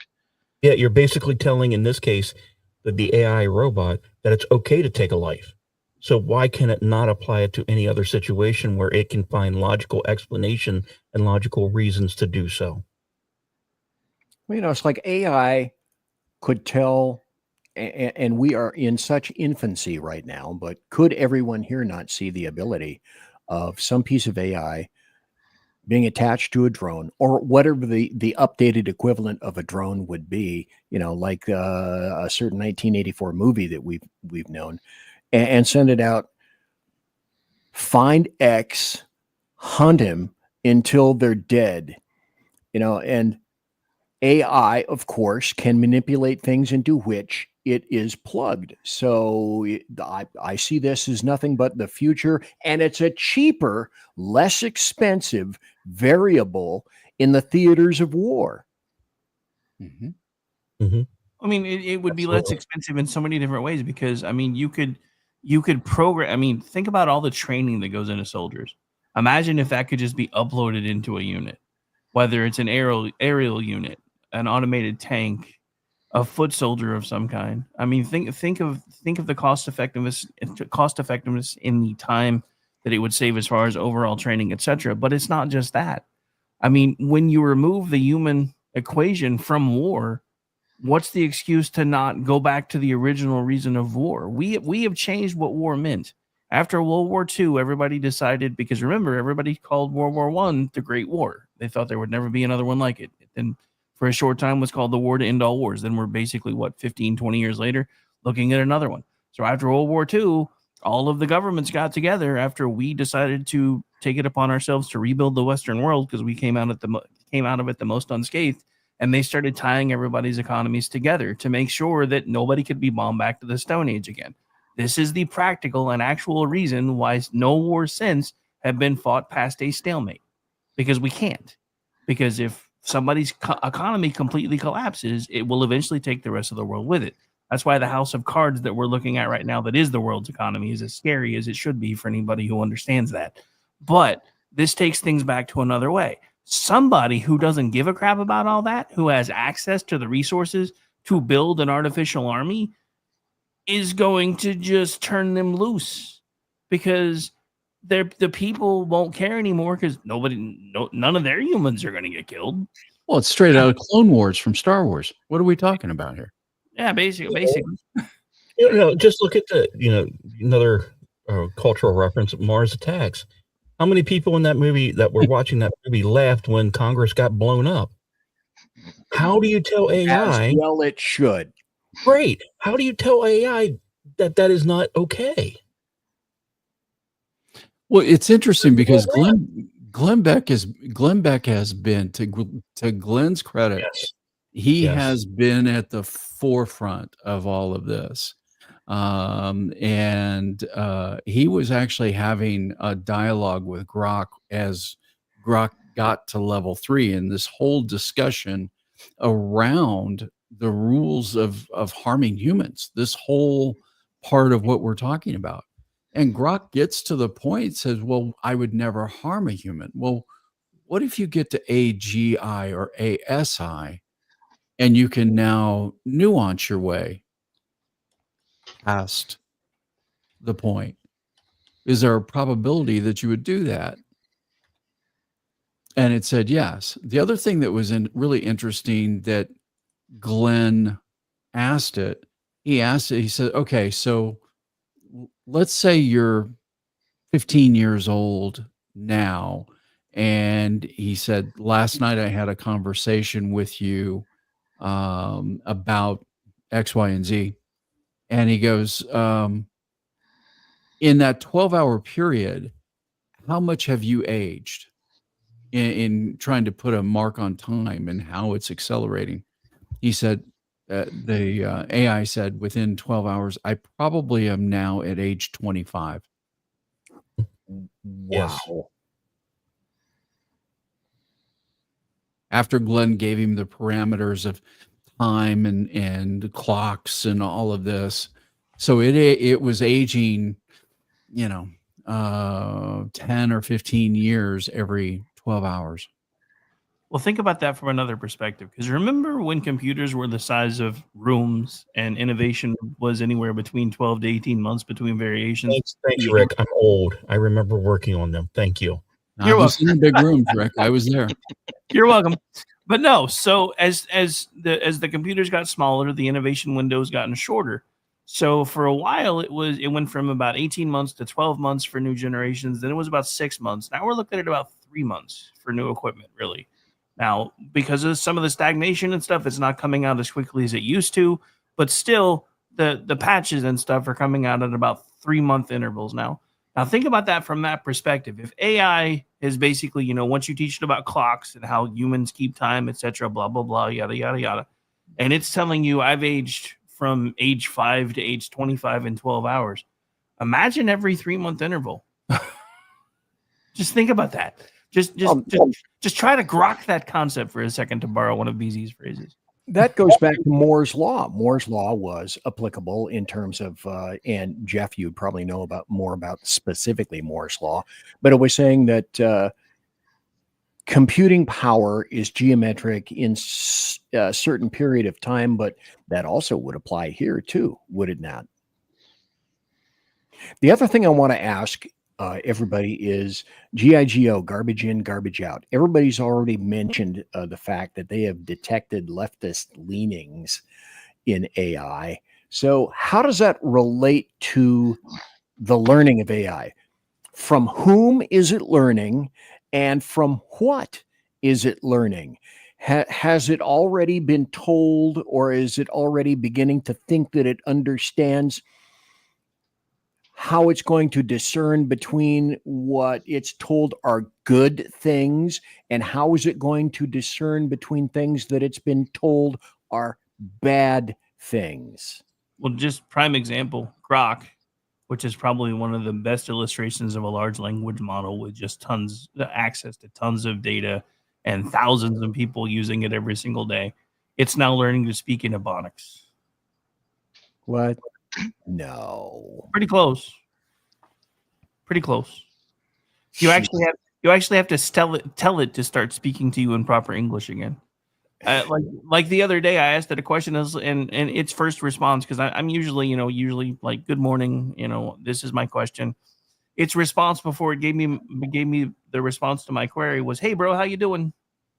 I'm like, no, just no. I never get responses like that. Okay, but what was that? How you were addressing it, though? No, I have never spoken to it in that fashion. Never.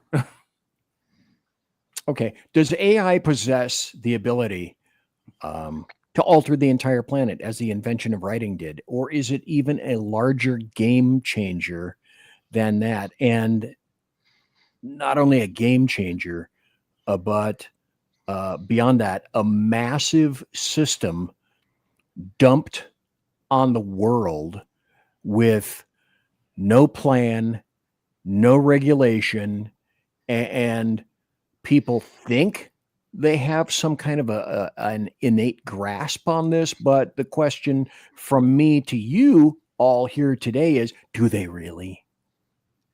Well, I mean, we never really have an innate grasp on anything.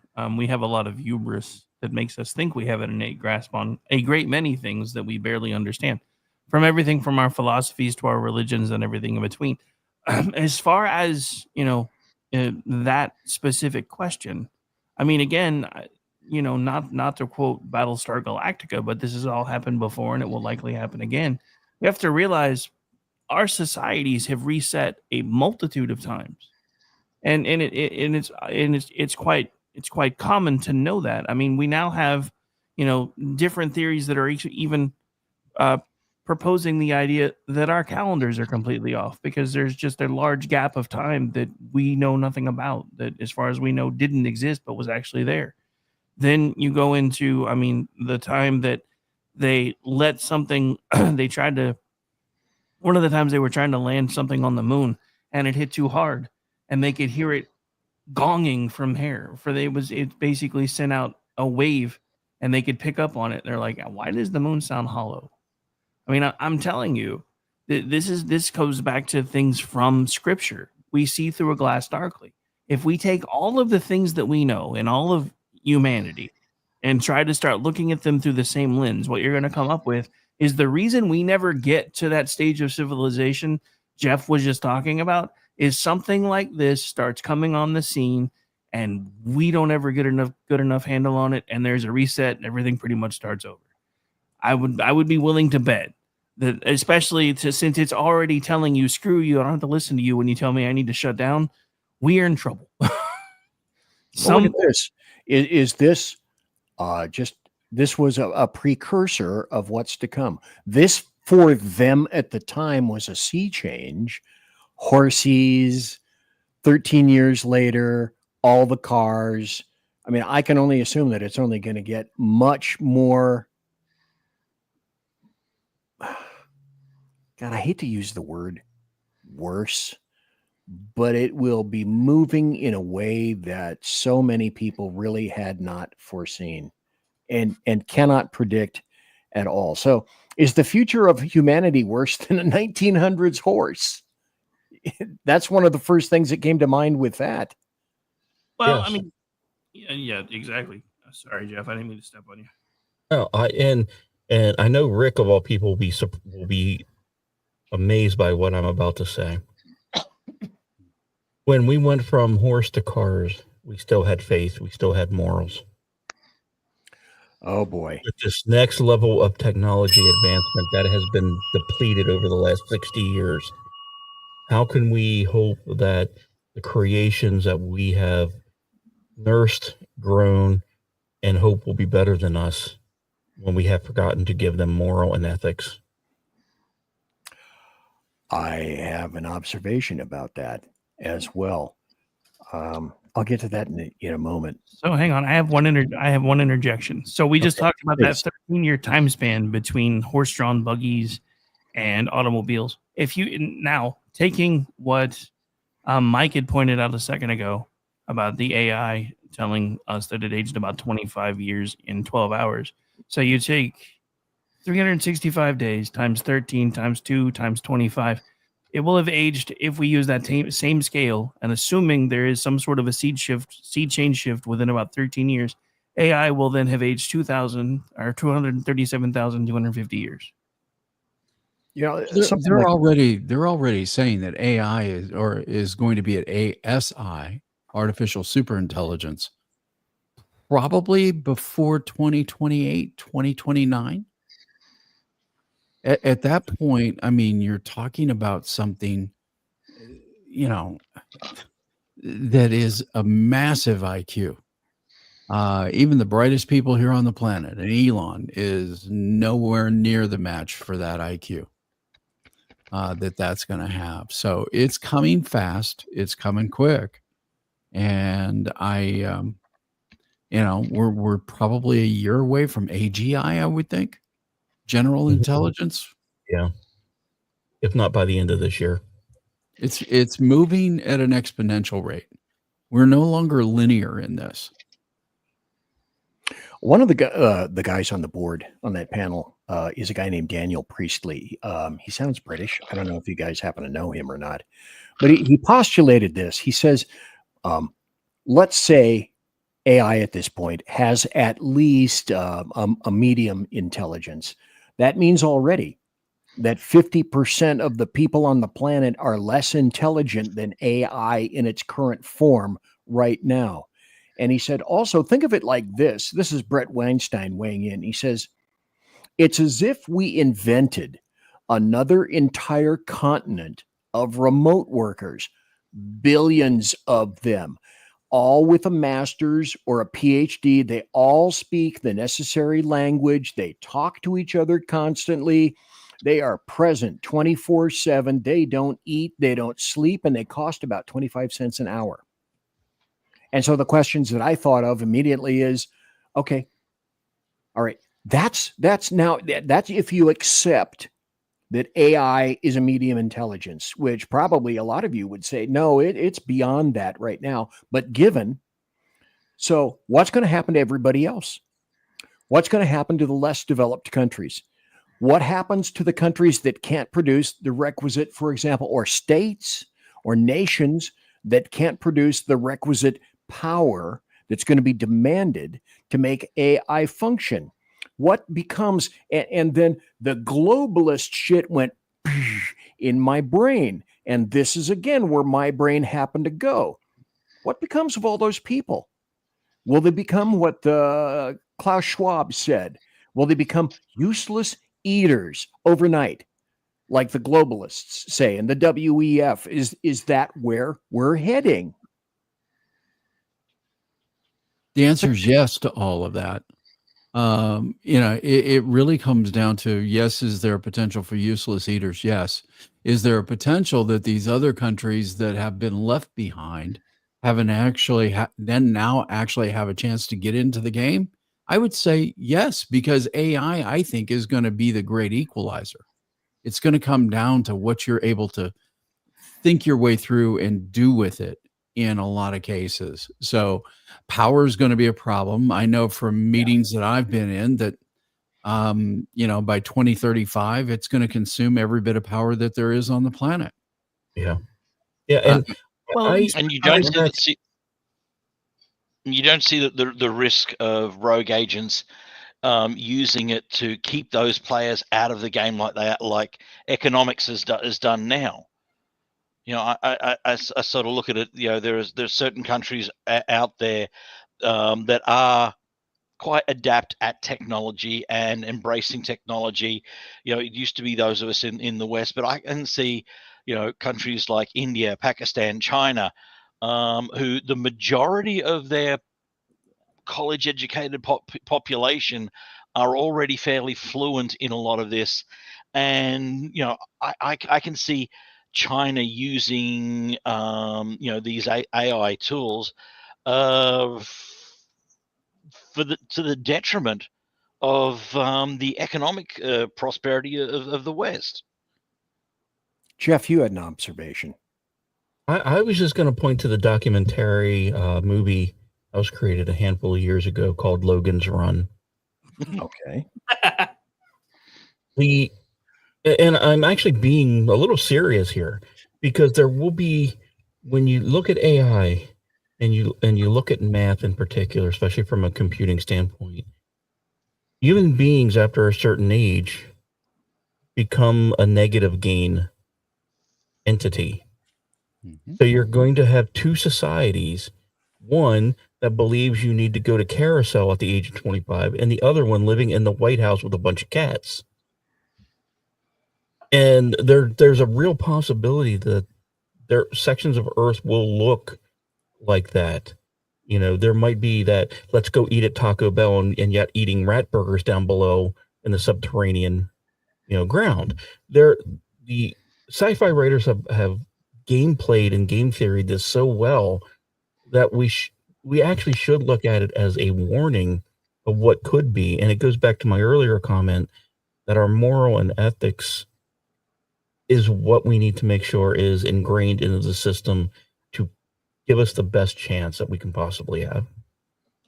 But isn't it interesting, folks? Everybody here and everybody listening and watching right now and later in the podcast, isn't it interesting how each one of us here have made a reference to any number of science fiction movies that we've watched and enjoyed? Because we all get the feeling, we've seen this shit before. And the fact remains, yeah, we've seen this shit before. This guy that I was talking about, Amjad Masad, says that he's the super optimist. And he says that opportunities are going to be overwhelming, but equal. Everybody's going to be equal, because the best entrepreneur could leverage those AI agents could be 1,000 times better than those who don't have the grit, skill, or ambition. And he just conflicted himself in that one statement. And I go back to the things that he was talking about in terms of merit. He has merit. He has what they call agency. And all of you in here have agency, except for me. I'm a boob, but I at least admit that I'm a techno-Luddite. But the rest of you individuals who are here, who are young enough to get a handle on this, will be able to have whatever amount of handle is available when it comes. But, I don't know. That doesn't sound like utopia to me. It sounds like billions of cast aside humans, because some people are going to seize AI, and some people have that ability to do that. Some people, maybe even most people, won't and don't have that ability. And one of the things they were saying on this board is AI can potentially be striated. And this is where I would like you guys to weigh in. 520 people watching live right now. You guys are kicking my ass. This is great. AI can potentially be striated into two camps, like distracting people, like TikTok, like a hyper consumer. And we know those people already. Or they're going to create, AI is going to create hyper creative producers. Any thoughts on those? Or is that too simplified? Too simple? No, I mean, no, it's actually pretty well spot on, but you need to embrace the power of and, because it's going to create both. Because you have people that are already hyper consumers and you already have people that are hyper creatives. So both are still going to exist.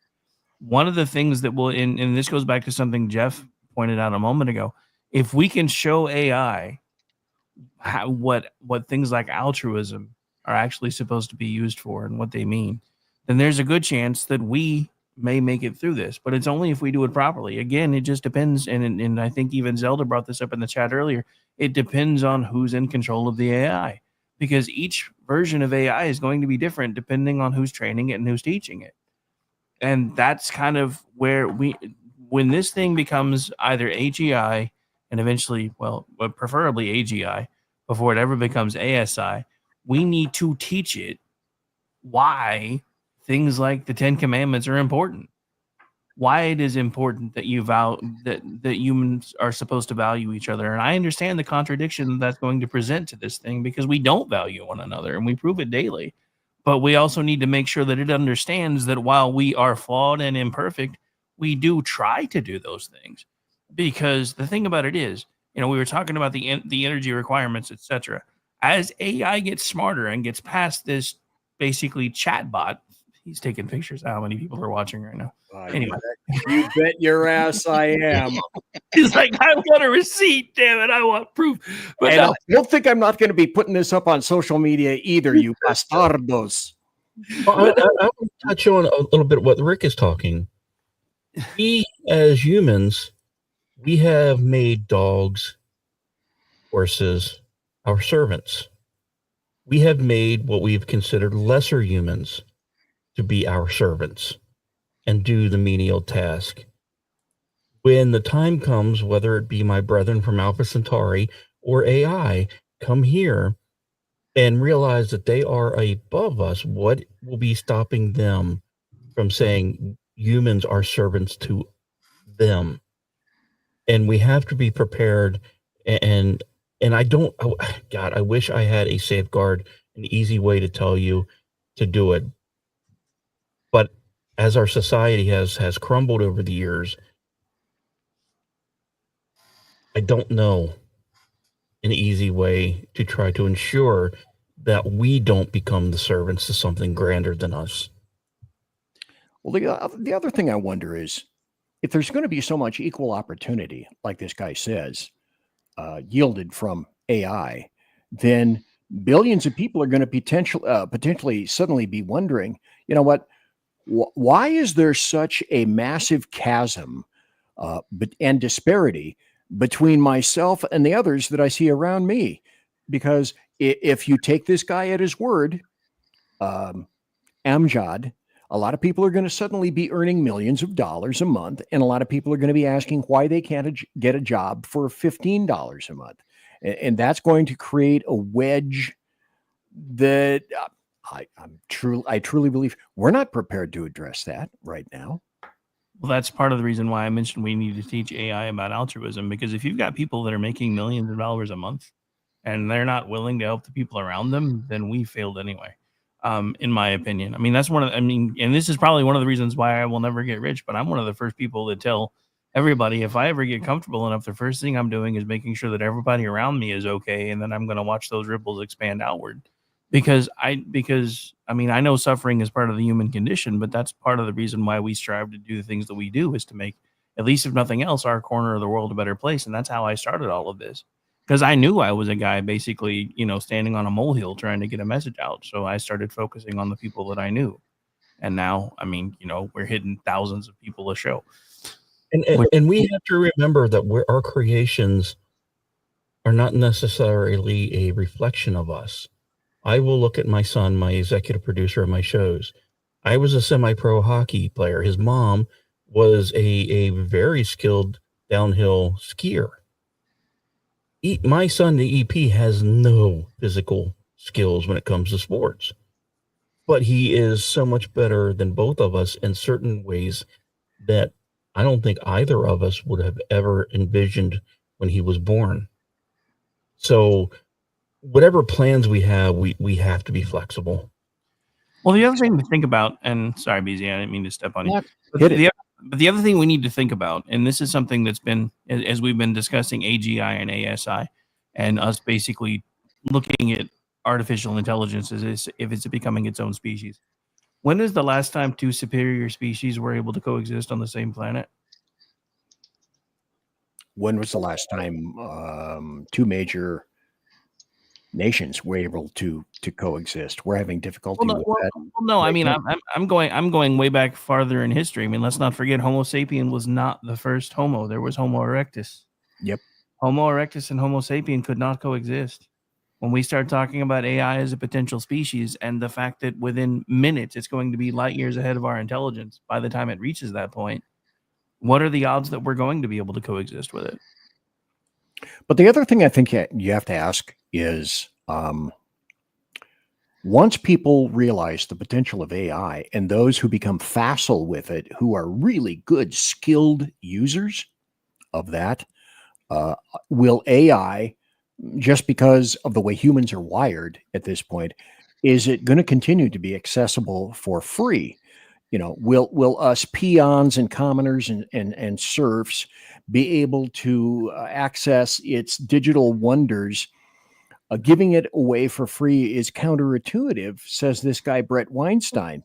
The other question is, and somebody in chat already asked this probably at least a half hour ago, I think it was Mike Pasqua, said, can it change elections? Will it change elections? Will it be utilized in that fashion? Will bad actors who have those AI election changing skills offer their product on an open market to be sold to the highest bidder, who then wields it like a cudgel in some fashion against, you know, fill in the nation at this point?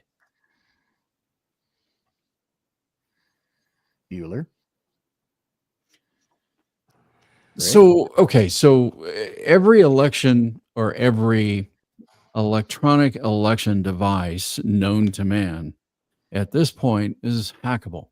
A friend of mine was the first guy to actually hack a Diebold device, and did it on cards and not connected to the internet. Well, they're all connected to the internet, one way, shape, or form. They're all connected to the internet. They're connected for service purposes. So whether they're connected for service purposes or manipulation, they're still connected to the internet. Would it be utilized for something like that? I don't know that it's even necessary to be used for something like that, because we can do it now.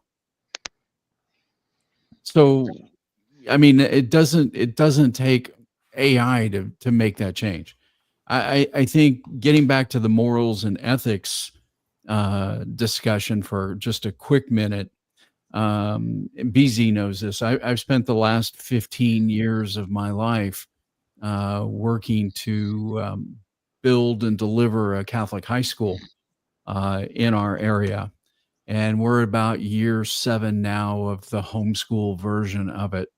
And the first parent meetings that I had 15 years ago, as we were talking about how we envisioned the school, the first things I talked about was AI and the fact that religious folks, believers need to understand that you need to be part of the game. You need to be in the game as far as the technology is concerned. You can't walk away from it, because without the morals and ethics in technology that comes along with a Catholic education or a parochial education or a religious foundation,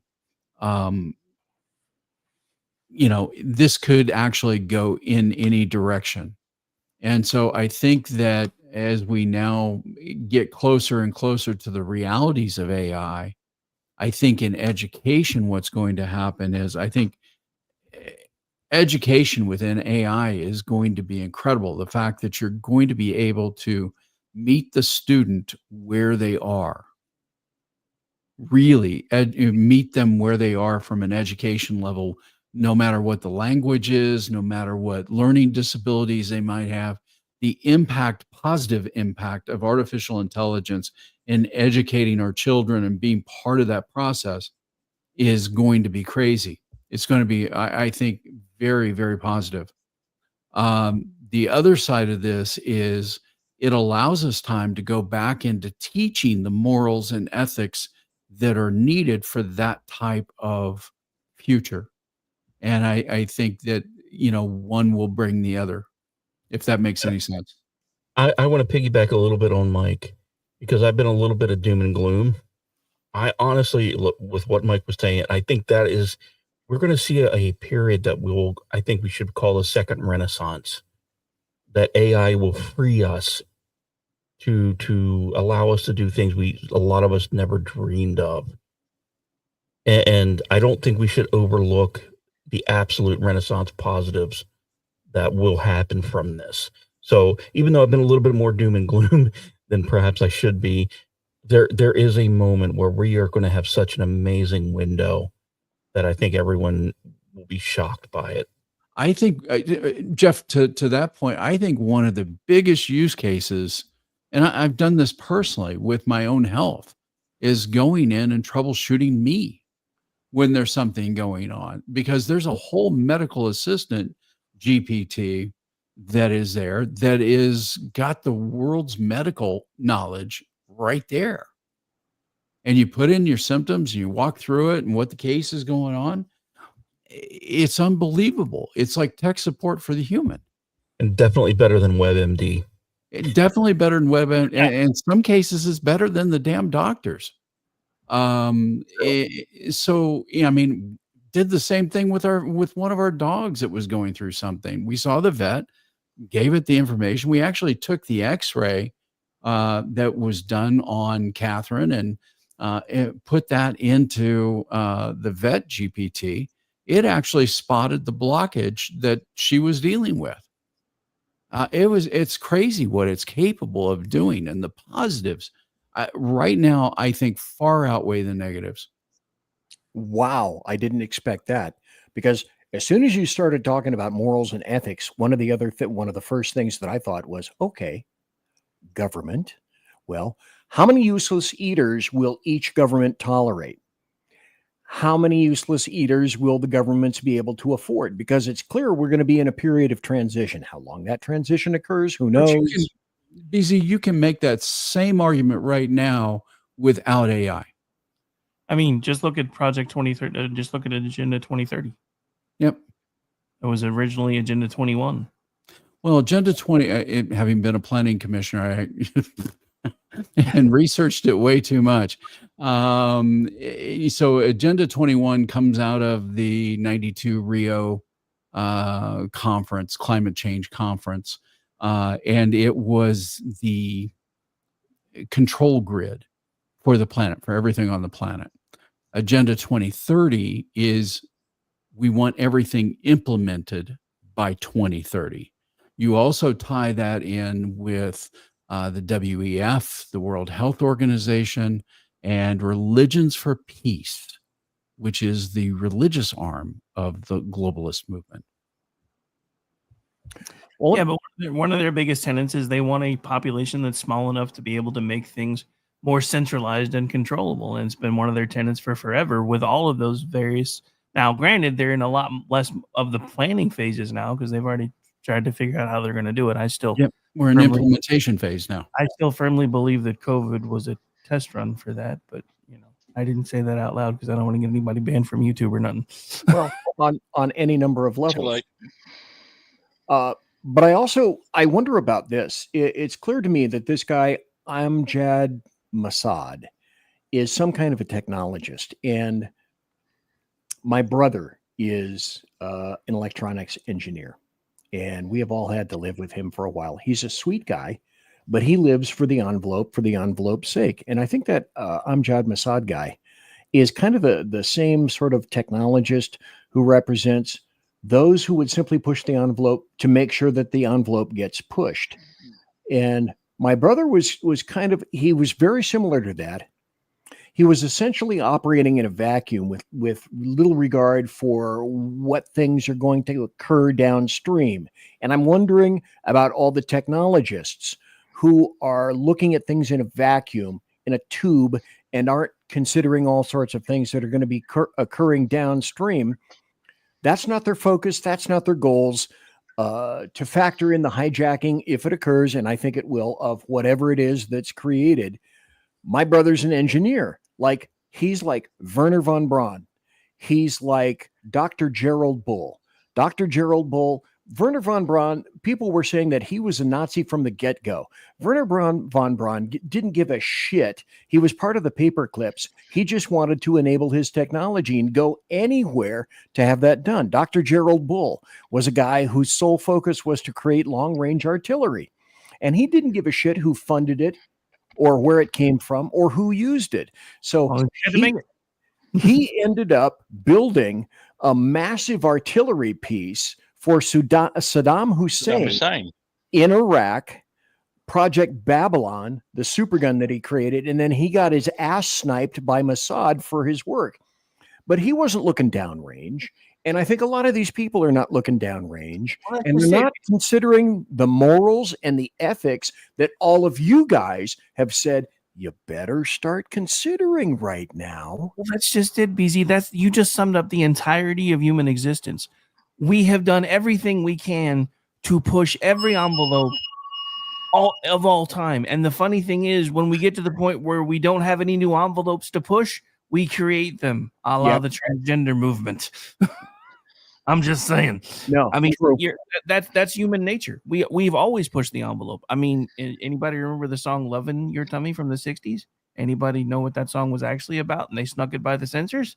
That's because they were trying to push the envelope and see exactly what they could get away with. I'm just yummy, saying. yummy, yummy. I got love in my tummy. That song. Yeah, that song. That was Okay. about oral sex. I'll have to go back and re-listen to it again. That was about oral sex, in case you didn't know. Which, okay, there's my childhood gone. Yeah, thanks to all the rock stars that all the rock stars were wondering, why do we have mouth cancer? Okay, moving right along. What about the dopamine hit? We know about the dopamine hit from social media, from cell phones. Is AI going to become another thing that folks are going to want to take a hit on? Is that something that we're going to have to worry about? Because it will come. Well, let me ask you guys. AI is going to come through what? Desktop computers? Probably not. Tablets, phones, laptops. How are we going to get our AI? Hopefully through a Lucy Lou bot.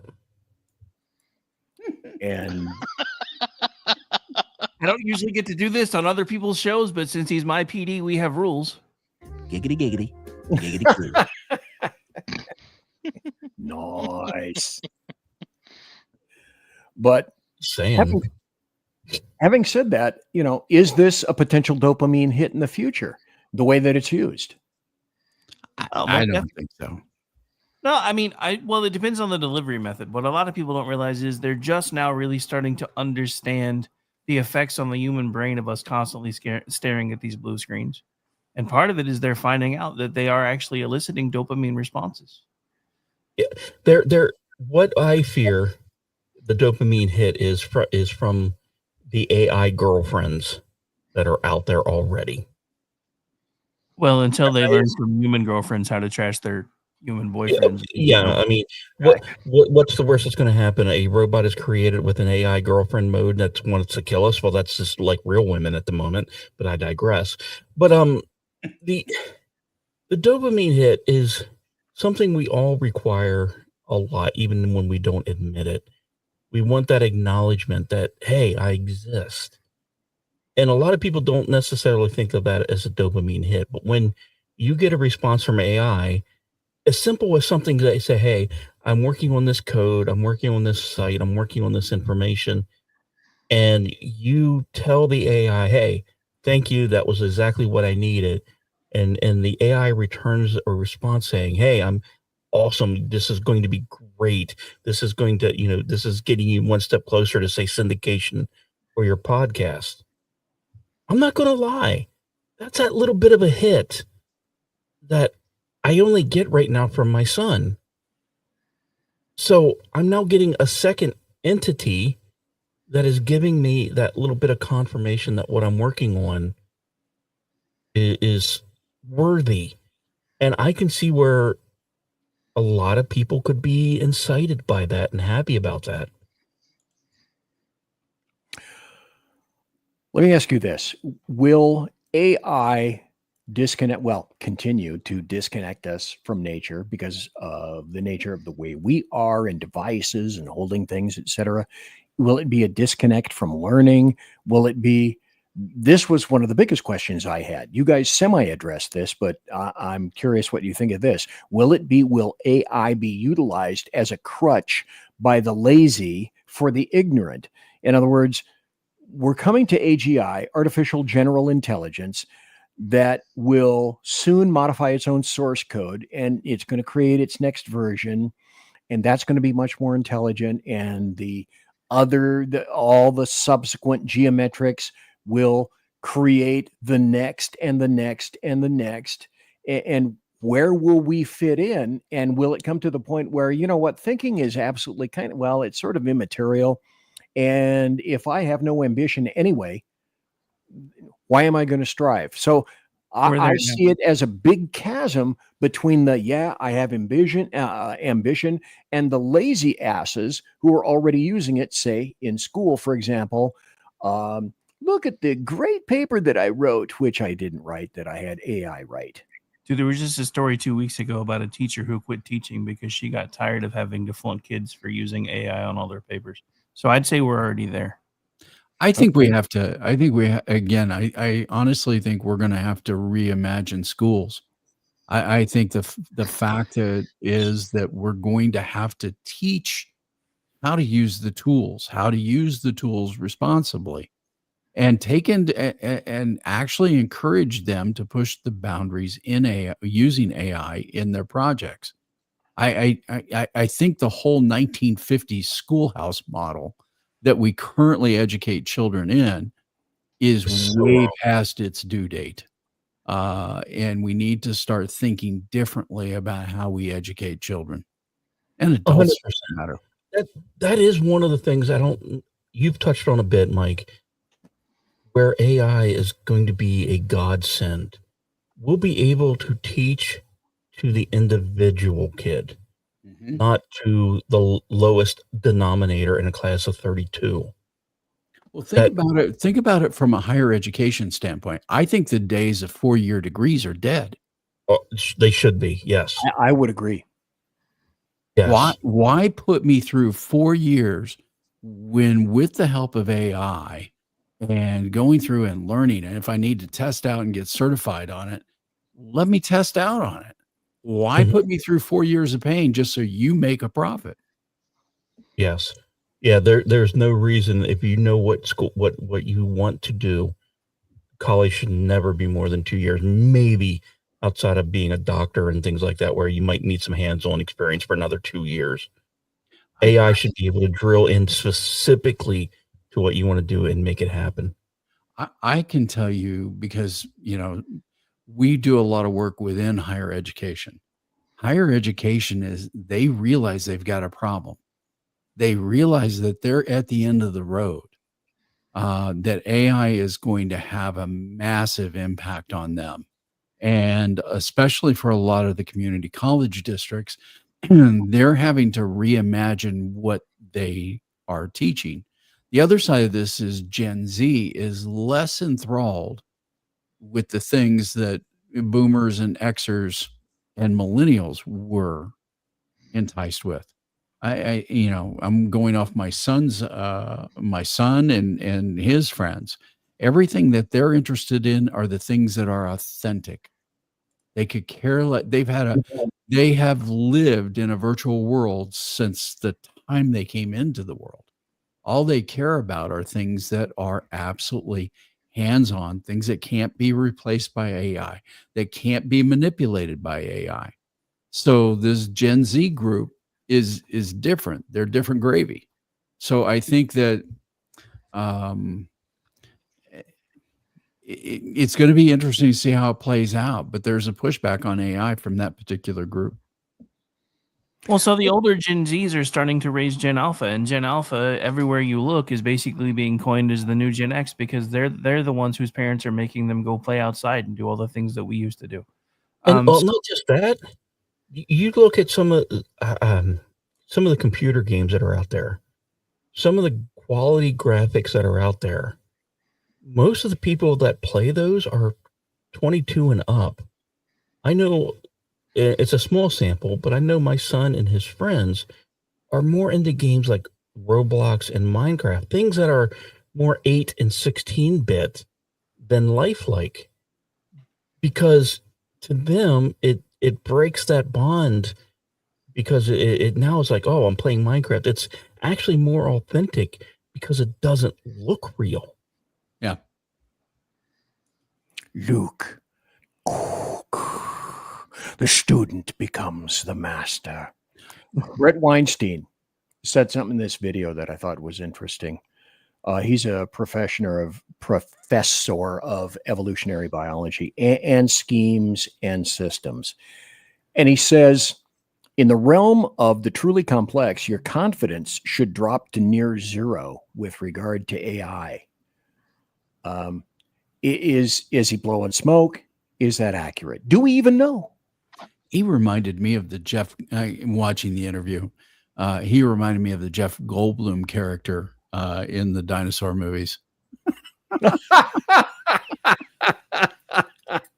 I know you've watched that video, so yeah. I know that's where you happen to have gleaned that. The other thing is, because we've made an ass ton of references to science fiction and movies, and I'm a big fan of that. You know, otherwise the fat fuck wouldn't be wearing a shirt like this who loves Galactus. But do we need to have, with regard to AI, something like that crazy dude Philip K. Dick wrote in like Blade Runner? Are we going to have to have our own version of the Voight-Kampff test to differentiate between humans and replicants and AI and things that are involved with us that make us wonder, is that real? Is that a human? How will it become important to tell? Hopefully by the time it does, I'm too old to care anyway.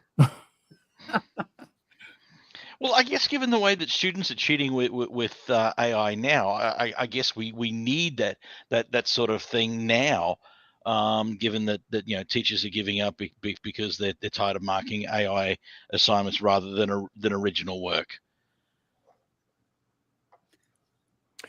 Well, the other thing that they said specifically in that video is, and I think you guys mentioned this up front, is computer operators, accountants, data input and entry, lawyers, quality assurance jobs, unregulated jobs that are purely text, like text in, text out. Those jobs are going to be gone. Now, they had some facts to throw out, air quotes, and I'm curious what you guys think about this. I think it was also Amjad that threw these facts out. 50% of people with a college education currently use AI. Significantly lower for those without a degree. 80% of women will be at risk. 50% of men will be at risk. People without a high school diploma have an automation risk of 80%. And those with a bachelor's degree have an automation risk of 20%. Any thoughts on those stats? I mean, I don't guess I really have any thoughts on it other than I don't necessarily believe that. I mean, I'm going to be honest. I only have a 2-year degree, and I have, I learn every day on purpose. I mean, everything as far as broadcast work that I do, I've taught myself how to do because that's my learning style. So, and AI is going to make that even easier. It's like Mike was talking about earlier. We're not going to need the 4-year, the 6-year, the 8-year degrees anymore because we're just going to be able to for people that understand how to use it and for people that are driven enough to use it, they're going to be able to learn whatever they want to learn whenever the hell they want to learn it. I mean, we're pretty much there now. I mean, you see all these things on YouTube and everywhere else. I mean, before I left University of Oklahoma, they had access to programs that were free for you to go in and learn how to use pretty much any system if you wanted to be able to learn how to use it. Now, you couple that with AI being able to teach you how to do it at the same time, and you're talking about a paradigm shift in learning. You're talking about AI being intelligent enough to understand, after it spends some time with you, what your best learning style is and tailoring your studies to that. And that's one of the things that drives me nuts about education. We know that people learn in different ways, and we've insisted on this cookie cutter approach. But the whole reason we insist on this cookie cutter approach goes all the way back to history when somebody figured out how long it took to indoctrinate somebody to make them just smart enough to be able to use what was at that time modern equipment, but not smart enough to ask questions. So everything that's being viewed through the lens of being altruistic has always got other designs behind it. And I think that can be the leveling playing field for AI. And to piggyback on that, Rick, as someone who just got his 4-year degree completed about 4 or 5 years ago, right when AI was really starting to creep into writing programs, some students were really into writing 200-word responses for their online classes, and you could absolutely tell it was computer generated because it sucked way more than it does now. What I found in that class, many of them, where there were 3 levels of students. One, like, I'm going, what are you doing on the 4th year of a college degree when you cannot even type in English? The other one is, okay, these people are actually working, they're messing up, but I get what they're saying. And then the third one was, oh my God, you are copy pasting off of something the computer generated. And it was so easy to tell. And I'm lucky I get to work in a school environment, on my day job periodically, and I get to see and hear stories from the teachers that are doing actual grading work now. And you can tell the level of frustration because I don't know if the students in, say, this high school that I frequent are aware of this, but for my personal ChatGPT experience, what I did, I uploaded 10 years of my writing and had it diagnose my tendencies. Holy crap. So now when I'm in a time crunch and I say, hey, look, I need a 1,000-word write-up on this, but in my language, guess what it does? It spits it out with about 90% accuracy, where I have to go in and change a couple things here and there. And actually, I hate saying this, I have to dumb it down a little bit to some of the more mannerisms that I know I use that AI didn't pick up on. And so I can only fathom what teachers at a high school or college level are encountering on a day-to-day basis. Because if any of the students have done what I have done, even remotely, they're never going to be able to tell. And I will tell you that even the online AI generative checks at the college level, I am passing at 90 to 95% accuracy with just what AI creates off of my writing. So taking all my writing, telling it to write 1,000 words, putting it into the AI bot checkers, I am getting 90 to 95% human. This was created by a human. If you go through and you just remove the overused AI phrases, it's going to come back human. There's real patterns in how it writes, and in phrases that it uses. And if you're able to remove those, I've actually, started a list of overused AI words. And I put it into the instructions that these are never to be used again. Well, Threat it's funny landscape, evolving digital landscape. And I'm going, okay, quit using that shit. One of my old podcasts that I hope to bring back soon is about Dungeons and Dragons. And one of my bits on that hour-long show was I would create 1 or 2 AI modules, for the DM that needed a quick hit to show you that AI could be used to generate a D&D module. I don't know who the programmer is on Grok or ChatGPT because they both use the same thing. If you were to ask Grok or GPT right now, give me 20 random D&D names, I can guarantee you the name Alara will appear at least once. ELARA. That's a Grok word. Don't know why. That's a Grok word.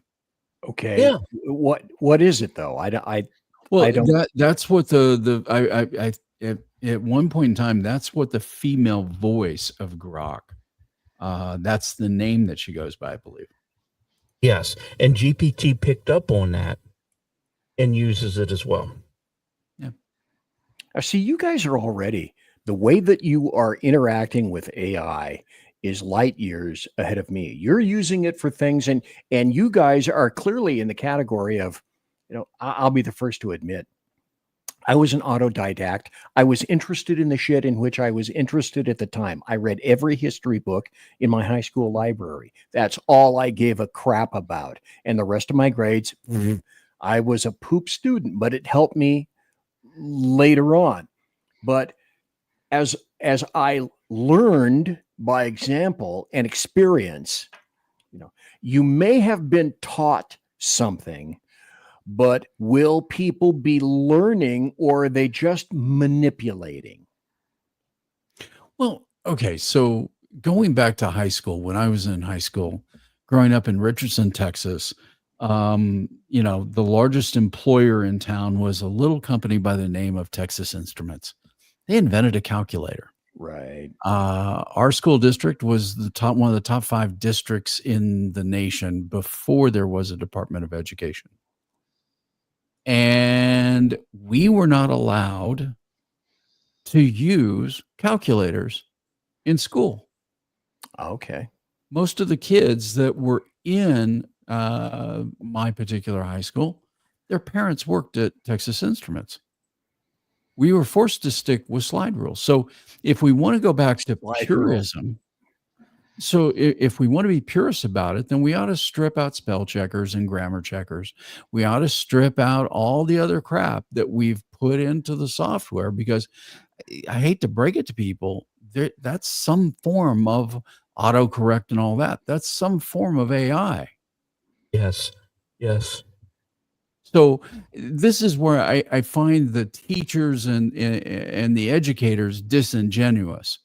They're okay using that, but to take it to the next level, to have it actually put together a document and have the student be the editor, the ultimate editor for it, that's a problem. That's just one step too far. Okay, so you don't particularly see an issue with people. Yes, they're being taught. It's a new paradigm, but you feel fairly confident that they will, by dint of this, be learning. They're going to have to learn a different world, BC. Their world is not a knowledge retention based world. They're going to have the knowledge at their fingertips. And what we need to teach them how to do is interact with it, how to discern what's real, what's not real, and how to apply it properly. Those, I think, are the things we need to teach. So that goes back to instituting philosophy classes, morals and ethics, creativity classes, and get away from, memorizing your times tables. Who the hell is going to care about that 10 years from now? Yeah, we need to quit teaching what to know and teaching how to learn. How to think. Yeah. Well, the other thing I find interesting, and this is an old axiom that I learned in the process of learning about Einstein and whatnot. Somebody asked Albert Einstein one time, "Hey, can you give me your phone number?" And he says, "No, I don't know my phone number, but I know where to find it. It's in this book." And is that similar to the way that we're going to be hanging our hat on future learning? I maybe I don't know it. Maybe I don't know my times tables, but I sure shit know where to go to find that out. Correct. I mean, without even AI, we're pretty much already there. How many of us actually memorize phone numbers anymore? Yeah. I mean, I can still tell you the phone number that I had to memorize when I was in kindergarten. And I can tell you my phone number, but almost anybody else's phone number, unless I've known it for longer than 5 or 6 years and I dial it all the time, is in my phone. And you're talking about somebody who, once I read something, I almost never forget it. But when it comes to things like phone numbers and stuff, my brain doesn't hold on to them anymore because you're cheating. You've got an eidetic memory. That's cheating. I call cheating. I told you I don't actually. I've never been tested. I don't think it's a fully eidetic memory. Either that or eidetic memory is not as it's depicted in TV shows and stuff. Because, like I said, it wouldn't matter whether my brain was willingly trying to hold on to the information or not. I should still be able to access it if it was an eidetic memory. But I literally have gotten to the point where I can't remember phone numbers anymore. And there are things that I'm starting to forget. Like, don't ask me where I put my wallet or park my car half the time. And so, I mean, Rick. I'm sorry, what? None. Nothing. Move on. I mean, with a lot of these tools, as long as we don't trust them too much. Last time I ran for elected office was for city council, and this is going back a long time ago. And I was running on a public safety platform, and in one of the mailers, I left out every L out of the word public. The spell checker missed it. 6 proofreaders missed it. Well, the spell check Yeah. is not going to catch it because the And word. I am still every time somebody suggests I run for office, and one of my regular private charter guys here says I should have a crack at state politics the next time the election comes around here. Just And tell I him immediately think back to the time I ran for city council on pubic safety. I was going to say, just tell him because I trusted the tool. Just tell them you suck at pubic speaking, so you don't want to do that. Well, other than AI, what do we have left? We have, it was suggested on this video that we got muscles, we got emotions, and we have agency. And so they ask, okay, are you a high agency person or are you a low agency person? Do you have the ability and the motivations to get things done? Or are you a low agency person for a number of reasons? And the other thing is, they were asking, is AI a de facto competitor? So what you're doing is creating an evolutionary environment, Brett Weinstein says, in which AI is going to evolve to fill whatever niches there are. And we didn't spell out the niches, but it will find them and it will make them. Is that kind of where we're going also in this big old stream? In Liam Neeson's voice, I am AI and I have a very particular set of skills. I will find your niches and I will fill them. You know, there's a companion piece to that interview, BZ, that Stephen Barrett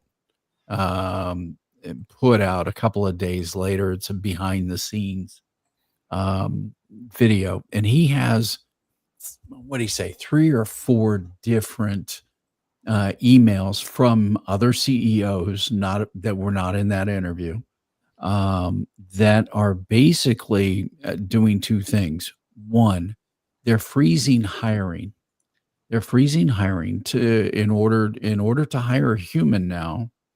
You have to prove, and they've demanded that their staffs prove that AI could not do that job. Really? Yes. That's the new threshold. That is the new threshold. So it's already creeping in. I mean, has anybody been to a Popeye's chicken anytime recently? It's been a while. It's been a minute for me. You know, it's been a very long while for me. So Popeye's chicken over here by us, it's been around. This particular location's been open a couple of years now. The ordering at the menu through the drive-through is AI. Mm-hmm. Mm-hmm. Really? Yes. Okay, let me ask you this question then. And I do not know the answer of this. And maybe this is the answer.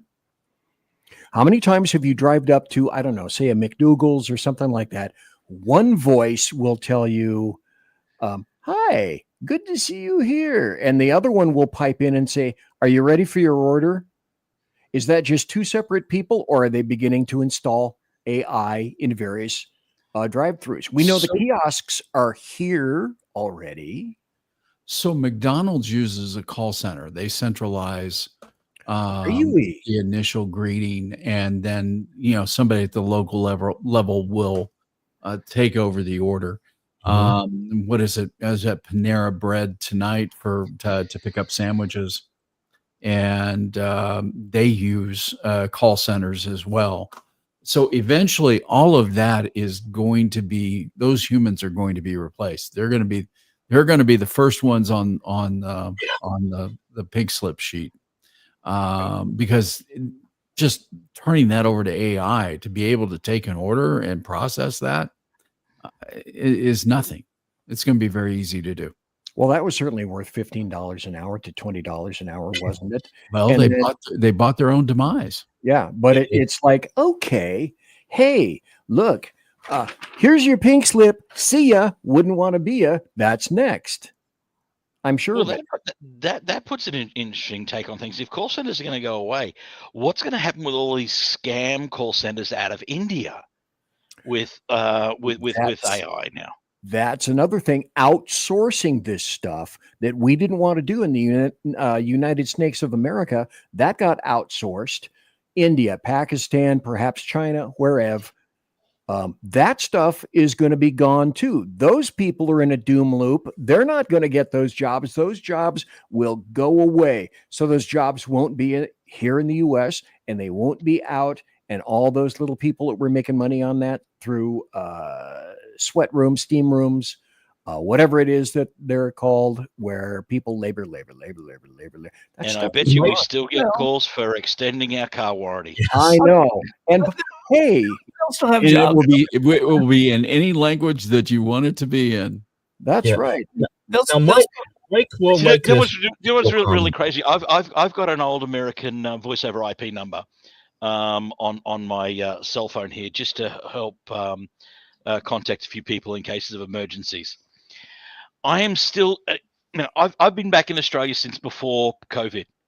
I am still getting calls to extend the warranty on the Dodge Durango I had back then, and it is since shit itself. The electric side of it died, and I am still getting it.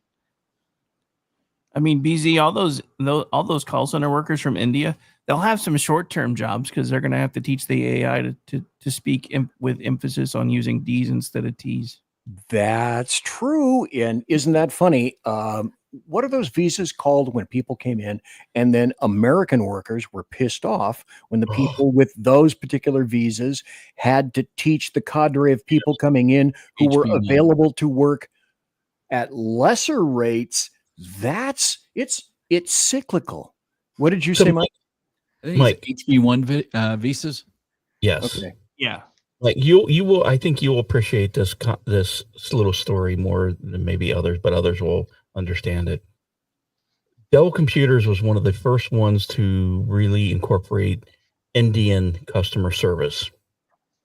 And my older sister, who was also in IT, worked for Dell. And she gave me this little tip. When you would call into Dell, into the line, if you spoke English, you were instantly going to an Indian call center. So you had to go like something like ja, wollen Herr, sprechen Sie Deutsch? Once they knew you didn't speak English, you got transferred back to an American. And then you would get transferred to someone who was speaking German or whatever language you spoke, even Spanish at the time. And then you would go, dude, do you speak English? Oh, you do? Okay, let's just speak in our regular language. Damn it, Jim. I wish I'd known that. All the hours of heartache it would have spared everyone here. Brett Weinstein sees nothing but a human catastrophe brewing all around the planet. So how is it going to be different when, back then in the day, textile workers, railroad workers, the railroads during the era of steam were massively human demanding. Buggy whip manufacturers, farmers, all kicked to the curb. Advocates of AI are going to say, well, we managed. The big difference this time, I suggest, and I learned it from these guys, is it's all now about scale, speed, and the physical number of persons involved. And those are three large factors that somehow we're going to have to overcome. And the other thing is, because of competition, every industry is going to be affected. And every industry, and Mike, I'd like you to weigh in on this, and then we're going to have to jam because we've been here for a while. If every industry is going to have to get on board, and they're going to have to eliminate positions if it wants to survive, not just thrive, just survive at a certain level, because there's going to be no other choice. Is that accurate or wildly, flailingly inaccurate, Mike?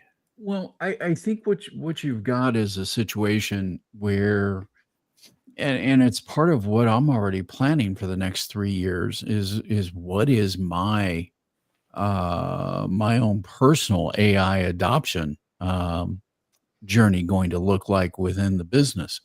I'm mapping out agents today just as far as handling sales and marketing and customer service aspects of it. And how do we implement that? How many is it going to take? How long is it going to take to build it?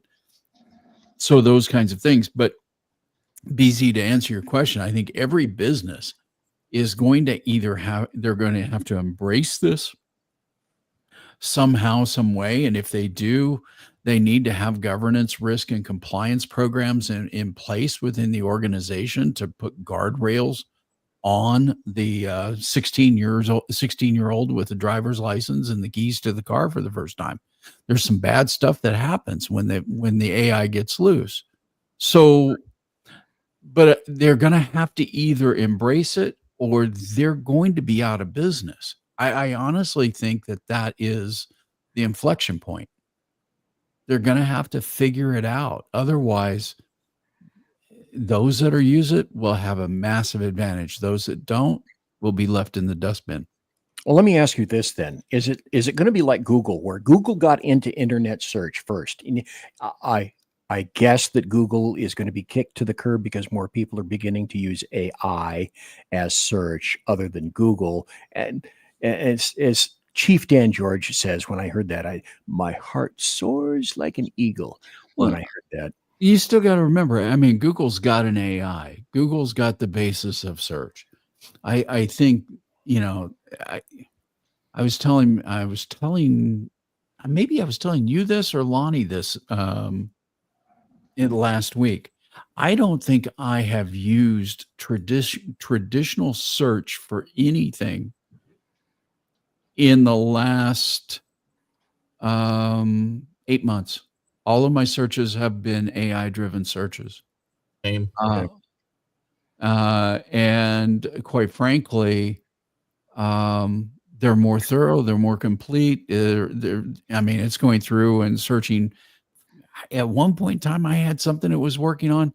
And it was 190 sites it was searching all at one time. It was reading. It's absolutely crazy the amount that it can provide. But I think to answer the question again, I think they're going to have to embrace it or die. But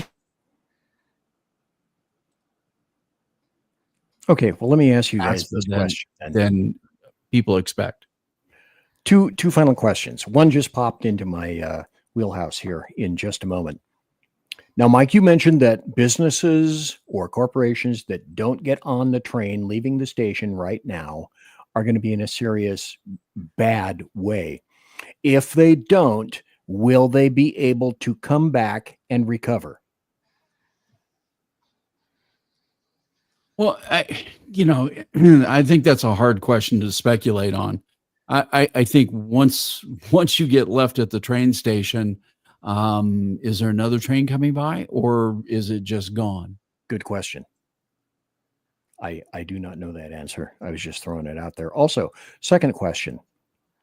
This will be the final question for the night. And I thank you guys for staying up so late and everybody for watching live right now and also watching later in podcast. This question, the big, beautiful bill. In that bill is part of a codicil that states for 10 years, the United States, the federal government will make the decisions regarding AI, and it's removing that capability from states that the 10th Amendment would formally allow these people to utilize and enjoy. Good thing, bad thing. Do we need uniformity or should it be all up to the individual states? Who wants to go first? Mike, how about you? You mentioned, so go ahead and hit it. So, okay. So the next arms race is AI.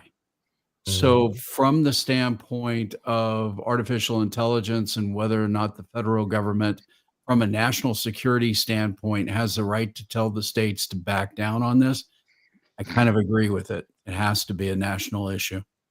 Okay, Jeff, any thoughts? 100% agree with Mike.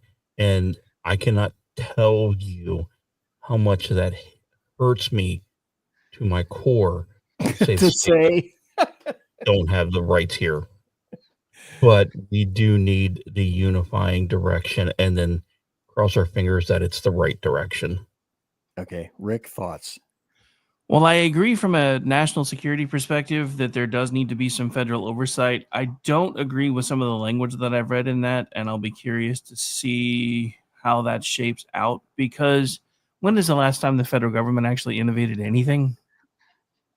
We need the state laboratories for innovation purposes, is all I'm saying. And that deserves. When was the last time state governments actually innovated anything? I'm just going to say that too. States in general, though. I mean, if federal government is like overreaching all of it, that's going to stifle a lot of creativity and everything else, is my only concern. Well, I don't disagree. I think, though, with the need for nuclear power for particular data centers and clearing the construction that's going to be needed out of the way from an environmental standpoint at the federal level and removing those roadblocks, it's the only way. We don't produce enough power. China is upping their game on power left, right, and center right now. We are at a massive disadvantage from a power standpoint, and we have to fix it. Jack, thoughts? Yeah, look, like everyone else here, I'm torn. National security, yeah, the federal government should trump it, but how does that then get in the way of research and so on? I think back to when Dolly the sheep was first cloned. A lot of scientists were wanting to get on board with that, but government regulations got in the way. And rightly so in some respects, but it's, yeah, I mean, it pains me that we have to give new policing responsibilities to government because people will misuse it. And finally, folks, let us know. And because you were last and first to go, tell us about your social media sites or any other locations that you'd like people to know about. Look, the only social media that's running at the moment is my my Rumble channel. I've put a few new podcasts up there. I was hoping to do them weekly, but that's just life and gets in the way. So do a search for the Jack Alexander Experiment over on Rumble. JEFF, tell us about your being an alien in disguise and where you can be found, a cosmic bard. This Sunday, I will be doing episode 63 of In the Crease, where I will be looking at the Hinterkaifeck murders from a long time ago, about 100 years ago or so, and taking a unique look at them. And then the following Sunday, I will be back for my Lost Wonder podcast, where I talk about space and science. And one thing before I disappear into the wind. Yes. One thing that makes humans special above all others is the soul. Yes. Never lose your soul. Never lose thought of that soul. And remember to embrace it. Absolutely. Mike Fitzpatrick, where can you be found if people want to contact you? Or if they want to know about, I must stop hackers and stop them now, sir. Okay, so best place to find us is at ncxgroup.com. That's the website. Our social platforms are, I think all of them are at ncxgroup. So that's probably the easiest way to get us. Okay, cool. Roddy Rick, what about you? I know you got a show tomorrow morning. Yeah, tomorrow morning, 10 a.m. Eastern, the Rick Robinson Show. And then tomorrow night, I'm not sure what we're doing because Aggie's out of town, so we may put something together. I may just want to replay. Saturday, we'll be pushing buttons for the Front Porch Forensics crew first at 8 p.m. Eastern, and I think, and then be doing Juxtaposition, our 2-week foray, every 2-week foray into the weird, the unusual, the unexplainable. That usually happens and kicks off at 10 p.m. Eastern now, and then Sunday night I'll be pushing buttons for Corin Nimick's new show with us, Corin's Reading Room, and then America Off the Rails on Mondays. I also write for Twitchy, The Loftus Party,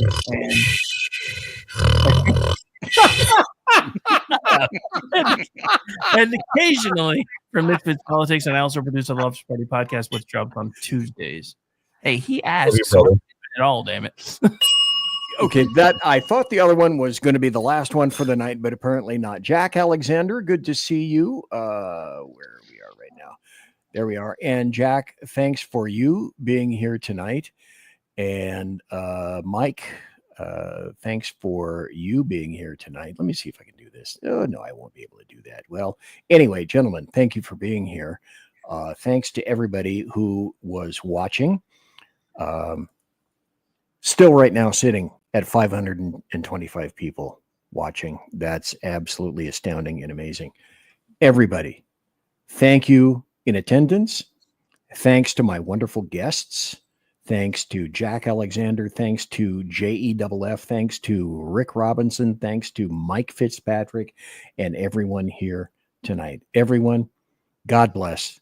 Take care and be safe. And with that, I say something similar to good night.